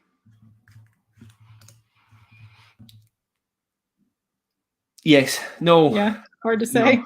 No. I think no, actually. How many times, that should have been my question earlier, has Djokovic pipped Tsitsipas to a 7-5 set? Oh, just twice. So I was thinking of that Rome match. It was brutal for Tsitsipas, by the way. Really should have won that. 2 7-5 sets there. They have only played in 1, 2, 3, 4, 5, 6, 7, 8. 33 sets approximately. They've only played 2 tiebreaks. 3 tiebreaks. But that's still a very low percentage considering how well both can serve. 40-love.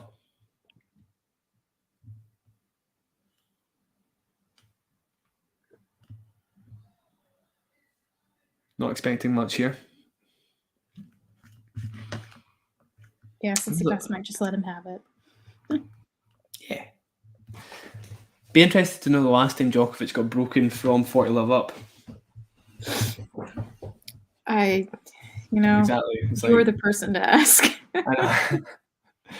These are the sort of thoughts I have, and then I'll do, exceptional amounts of research for very little gain to find out. But I would like to know now, so I might have to scratch that itch. Djokovic does hold. Tsitsipas 5-all. If somebody can remember in the chat, please enlighten me. I can remember some of Tsitsipas's off the top of my head. I remember him playing Hurkacz last year in Miami, and he was broken from 40-love up twice in the same match. Basically decided the match. The only time I've seen something so flaky from Tsitsipas in recent memory.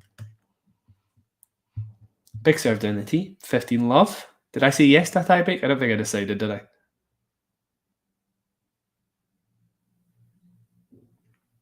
Got to say yes now, obviously, but that's cheating. You wishy-washy about it. Yeah, it's cheating now.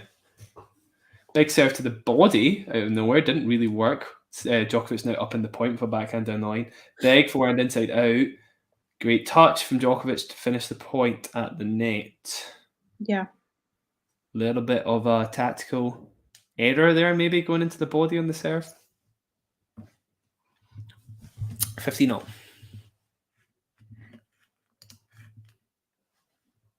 Yeah, it was. The one in Cincinnati, I believe. Maybe they've improved his... Steph improved his slice a bit for that game, I will say, but the only thing really that set them apart in the third set was the fact Daniel made 4 double faults in the same game after some fireworks went off nearby. So, yeah, I agree. I remember that. I would like to know from commenters, from Twitter users, I'll be exploring a bit. Has the crowd been a factor in this match? It's difficult to tell, when we can't hear the audio for the match. Just something that any interesting crowd interactions in general. Paris crowd just fascinates me. Yeah, who do you guys feel is getting the support? Probably Tsitsipas, right? I would think so. Yeah. They'll have an underdog. Big backhand down the line from Djokovic. Just doesn't pull off the forehand down the line though. Ghibli, I'm just we have the option of audio. I'm just trying to focus as much as I can, of course. I can check in real quick with the crowd. Let's see. I'm a terrible multitasker. How do you see Rune matching up to either of these players? Really interesting matchup for me. Rune does have the game to outplay Djokovic. It's not going to be a given if Djokovic does go through. He showed that against Alcaraz, although Alcaraz's backhand isn't among the elite in the game. It's certainly not a weakness, but he made Alcaraz's backhand look like a weakness, able to out-hit him frequently from that wing. Djokovic as well. He'll be able to out-hit him from that wing. It's not like he'll get locked into that. His backhand is big enough that he could overthrow the rally dynamics that Djokovic wants to impose on him. And I imagine Djokovic will come up with something different. He won't try and go for backhand jail. Against a player like Rune, I think he'll respect that. So it'll be really interesting to see what Djokovic does to stave that off. And honestly, Rune's got the bigger game. So if he's playing big enough, Djokovic is going to have to come up with something a bit different. I don't see why not. I don't see why Rune doesn't play that well in a final. The Felix final in Basel, right? That was pretty one-sided in the end, even though it was 6-3, 7-5. Felix didn't really get troubled on serve. That won't happen with Novak. It's more likely to happen with Steph. However, obviously, Rune played in Stockholm against Steph, and we saw that again, able to exploit the backhand, basically. I don't see why that doesn't happen again. Maybe if he's playing like this, I guess. In short, Rune has the capabilities to beat Djokovic.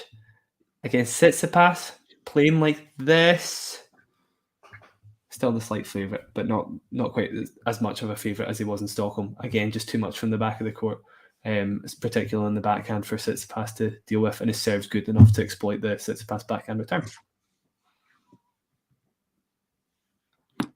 Great 1-2 punch from Djokovic. That was definitely out. Steph. Is he terrible? Was it Steph we were saying was terrible at challenges? Yeah. Yeah. Any fireworks going off near you, Jack? I've not heard any. No. Okay. I don't think it's dark enough yet. Oh no, it's pitch black. What am I talking about? Yeah, I don't know why not.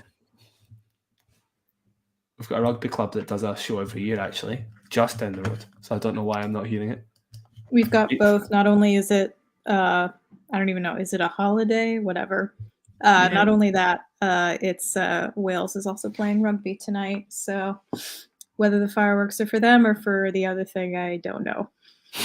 The other but thing. In town, it's going to be quite rowdy. Ghibli, I don't think so. I think this is something he's been working off recently. We've seen it consistently over the course of like 3 different indoor tournaments. I don't think it's just a flash in the pan. Party love, Djokovic. We are probably going to a squeaky tie break. Love it. I'm quite excited for that. Second serve, Steph hits a forehand. It's just business at this point. Djokovic knows where it's going. Nails a forehand cross court to force the error. 40 love. These are the moments you live for in tennis. I really want to see a match point getting saved with something electric. Yeah, that would be cool.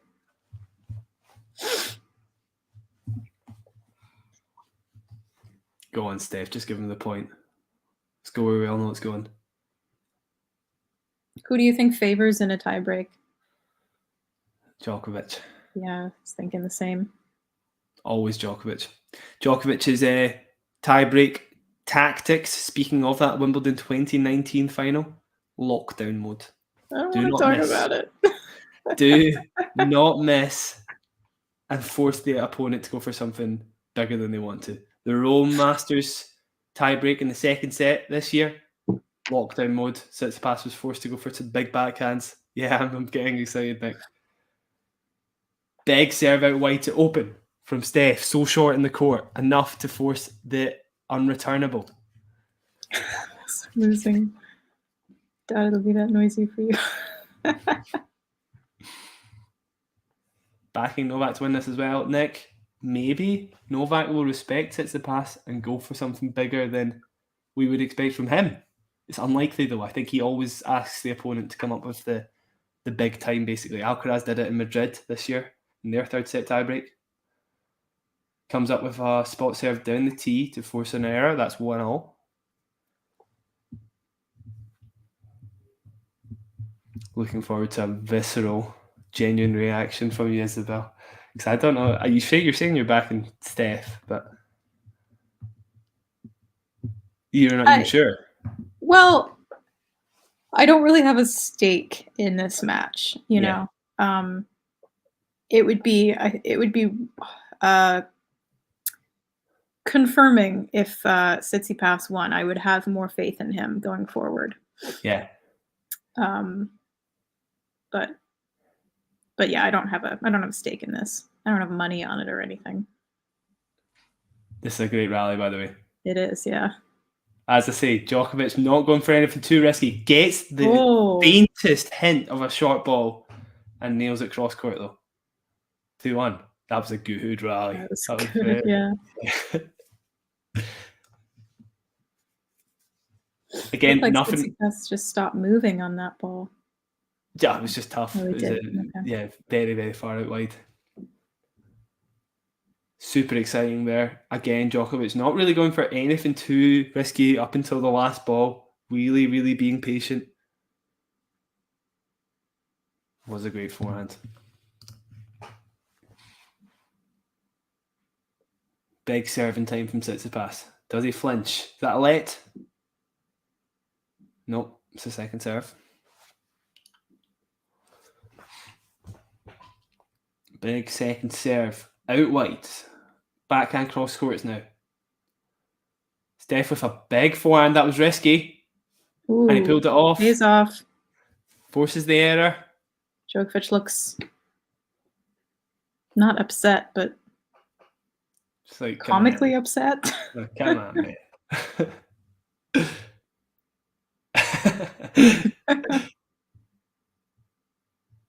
Something about the flimsiness of the racket there. I don't know, maybe. Steph with a first serve out wide. Nails it, but Djokovic does what he does best and neutralises the point. Forehand inside in with nothing on it really from Djokovic. Oh, tries to go high and loopy. Ooh. Just pushes it long. Could be a close one. Could be. No points dropped on serve yet. He's got that louder grunting coming on. Interesting. The mark of desperation from Djokovic, perhaps. He's absolutely still in this. If it goes 4-2 right now, I would say it's about 50-50. At the moment, Djokovic's still a slight favourite.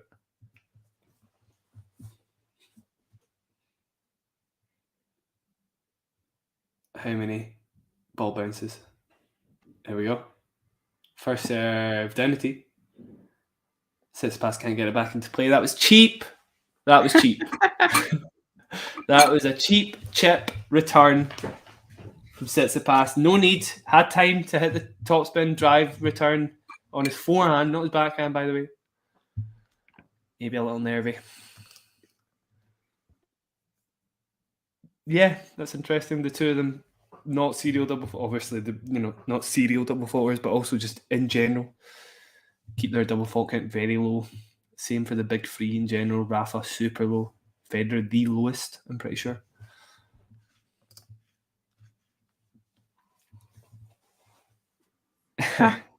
True. A flash of brilliance would not be amiss given how the match has played out, Ghibli, and it is what will be needed to break the lockdown that I'm sure Djokovic will continue to impose.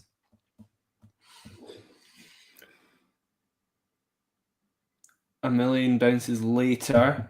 First serve, down the tee. Tsitsipas gets the backhand into play. It's too short, surely. Djokovic in off the back of it. Does he neutralise that? It's on the line. Oh my gosh. Tsitsipas gets a forehand, gets another forehand, goes risky, skims off the net cord, goes inside out. It's enough for a winner. Oh. Nice. Love it. I love it. That was, I mean, Djokovic didn't do much wrong. Tsitsipas survived the backhand return. Survived it. Keep that in mind. He hasn't played anything crazy off the backhand return, as predicted. But he survived it, and he turned around that point with his forehand.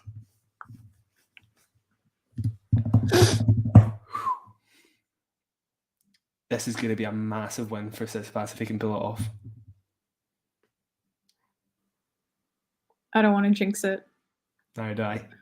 First serve down the tee. Djokovic gets it back into play. He's going lockdown, nowhere near the lines. Just spins it to the backhand. Goes risky. That's as risky as it gets. Oh, challenge from Tsitsipas. I think it was good. Yeah, I think it was. It looked good. Senses the moment. See, that wasn't lockdown at all. Yeah, that was way in. Challenges are crap, man, honestly. He's still looking at it. Even if it was like, 3 millimeters out or whatever, Hawkeye's tolerance is, I think it's 2.7 millimeters. It would still be in. I don't know what he's on about. Big forehand for a big moment. Couldn't get bigger, honestly. That was great. And then Tsitsipas misses his first serve. This is squeaky now. Come on, Steph. He wouldn't double fault though, I know that. Second serve, yep, to the Djokovic backhand. Can't quite get a hold of it though, so it's neutral. Backhand's cross court now. Will one of them change direction? Tsitsipas with the attempt to go down the middle, not down the line. Shouldn't have been risky. Misses it. 5-4. Oh dear. It's within Djokovic's grasp now. Steph's mum going mental in the stands there. Calm down now. She was livid a second ago. I agree though. Shibley's really enjoying himself in the chat. That was free. It was free, you're right, Ghibli. 5-4, Djokovic. Big exit.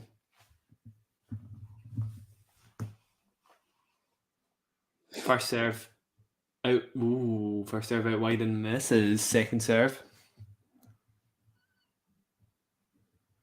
Should be guaranteed a rally. If Steph misses this return, I resign from ever supporting Steph again. You resign? Yes, I do. Big forehand inside out. No, it's a great return. Oh, Djokovic's defence so good cross court. Wow. Steph with another forehand inside in. Djokovic tries to outfox him. Slice. Okay. Steph forehand inside in. Is that on the line? Oh, it looked on the line. Oh yeah. my God. Oh, it's still in? Going. Oh my gosh. Big backhand cross court. Still in the point. Djokovic has a chance. Oh my God. Oh wow. No, he's lost it now. That was the point, wasn't it? As soon as he had that forehand, I was like, you can't go inside out. Surely. There was a big open space. I think if he hadn't gone for that drop shot, he would have done better, but nobody else in Hackney cares about this sport. I feel you, Ghibli. Nobody gives a crap about it in Cardiff either. Or LA for that matter. Ghibli's right. It was a below the net volley, so it was tough whatever Steph tried to do there. It wasn't really about the volley, it was about the shot before for me. Novak had space to do anything with it, basically. Rally of the match, yeah, I agree, Nick. I'm sure you feel Ghibli's pain there, Isabel. A little bit. Yeah. Taking his time. Feel free to vent all you want in our chat, Ghibli. Right, Djokovic, first serve. Down the tee. Short and central. Tsitsipas is on the run. There's no way Djokovic misses that. No way. Yeah. Game, set, match. Novak. Djokovic. So used to hearing it. Great match, to be fair. Really good match, yeah. Much better than I think anyone expected. We were literally falling asleep at the start of the second set. Yeah. I mean, we were like... Getting into political arguments. That's how boring it was. I know. Yeah. Oh my God. Yeah, there was a few moments there. We can do a whole recap. I know people like to have a little recap after the match in a second. Reactions first, though. Love matches like that. One of the reasons I love watching Novak. One of the reasons I love watching Steph as well, actually, when he's on. But you're right, Steph's matches like that have been a little few and far between this year. So that was a great loss for him. Yeah, that gives me some hope for him in the future. That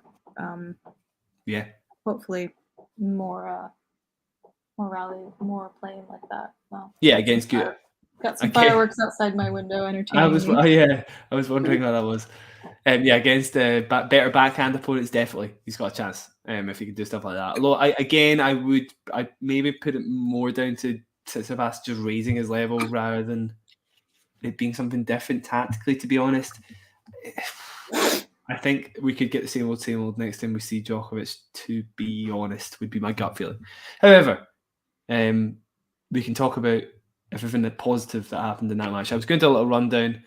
A lot of the time, some fans will join YouTube post-match. I might give them a little chance to join. First, you can maybe talk about the Miss Political chat. To be honest, Nick, it was just about club leftist tennis. And yeah, someone was... Doesn't matter. We were discussing the sort of nepotism within tennis, the wealth that it requires in order to play, and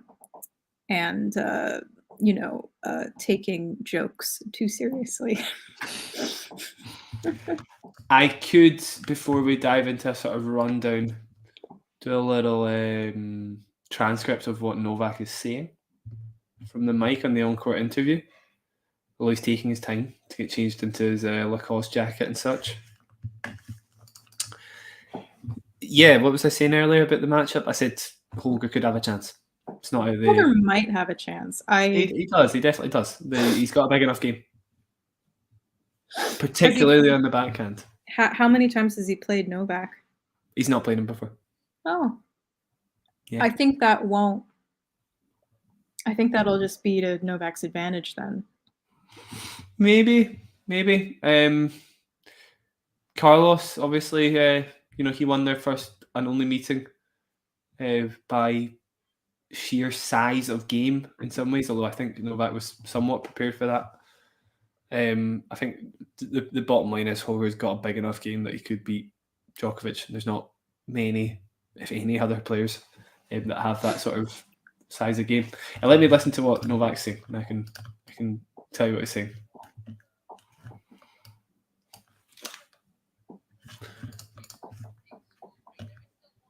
Yeah, I mean, it's not his forehand, obviously, that's the biggest in the game, Ghibli, but the backhand is just insane. Like, yeah, but a bigger backhand. I don't think there's many players that hit it bigger than Holger, if any, apart from like Basilashvili. Well, Basilashvili never puts it in the court. Oh, great. No, so for Amazon, they don't... you can see Novak talking, but they don't let you know what he's saying. So forget it. We'll do a little rundown instead. Ridiculous Amazon. Is he speaking French? No, just... I don't know. Does he speak French? Because when he did Simon's post-match thing, he was speaking English. Some French, yeah. I think he does, but I'm not sure he speaks it as fluently as his other languages. Anyway, rundown of what actually happened. 6-2 first set. That was probably the most boring set we've seen on Talking Tennis for a while, right? Just all Djokovic, barely any. In fact, one return point lost, I should say, or one service point lost for Djokovic. Tsitsipas couldn't make any headway in that regard. We were like, this is going to be a 6-3, 6-4 routing, same as three of their final meetings, 6-3, 6-4 to Djokovic, with no breaks. We were just expecting it to be same old. Same sort of thing at the start, 2-all. It's kind of very odd that Tsitsipas wasn't even broken, actually. I think he survived a few tense moments. And then all of a sudden, 3-all. And that was off the back of two amazing backhand returns, which is not what I expected from Tsitsipas.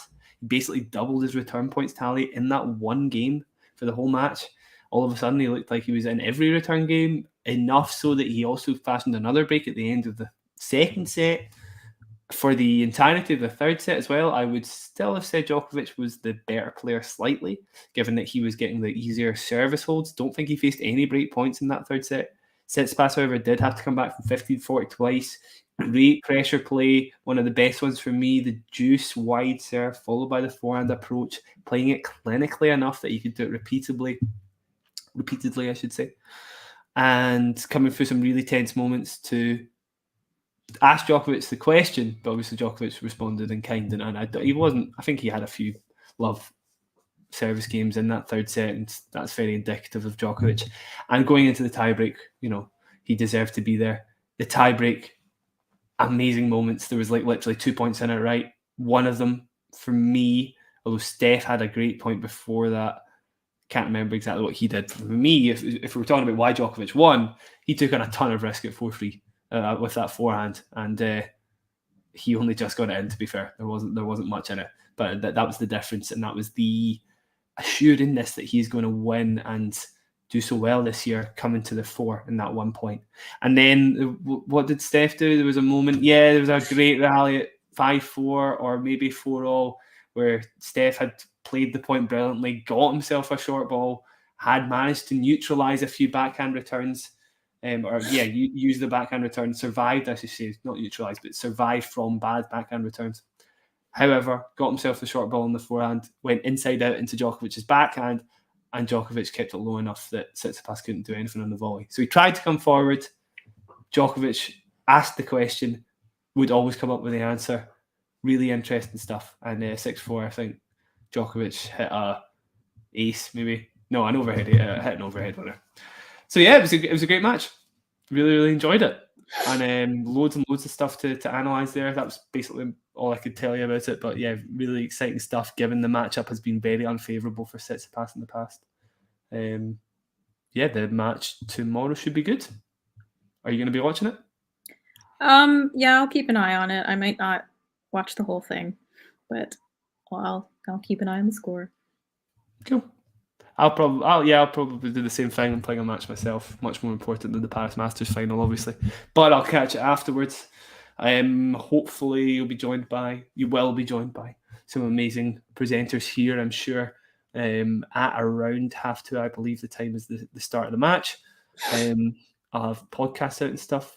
You can catch that at onlinetennis.uk, plugging myself a little bit. Isabel, I'm sure your Twitter at the tennis slut, the only one. The one and only. If you want to catch any of Isabel's takes on the tennis world in general. Thank you very much for joining. This has been Talking Tennis. End of broadcast.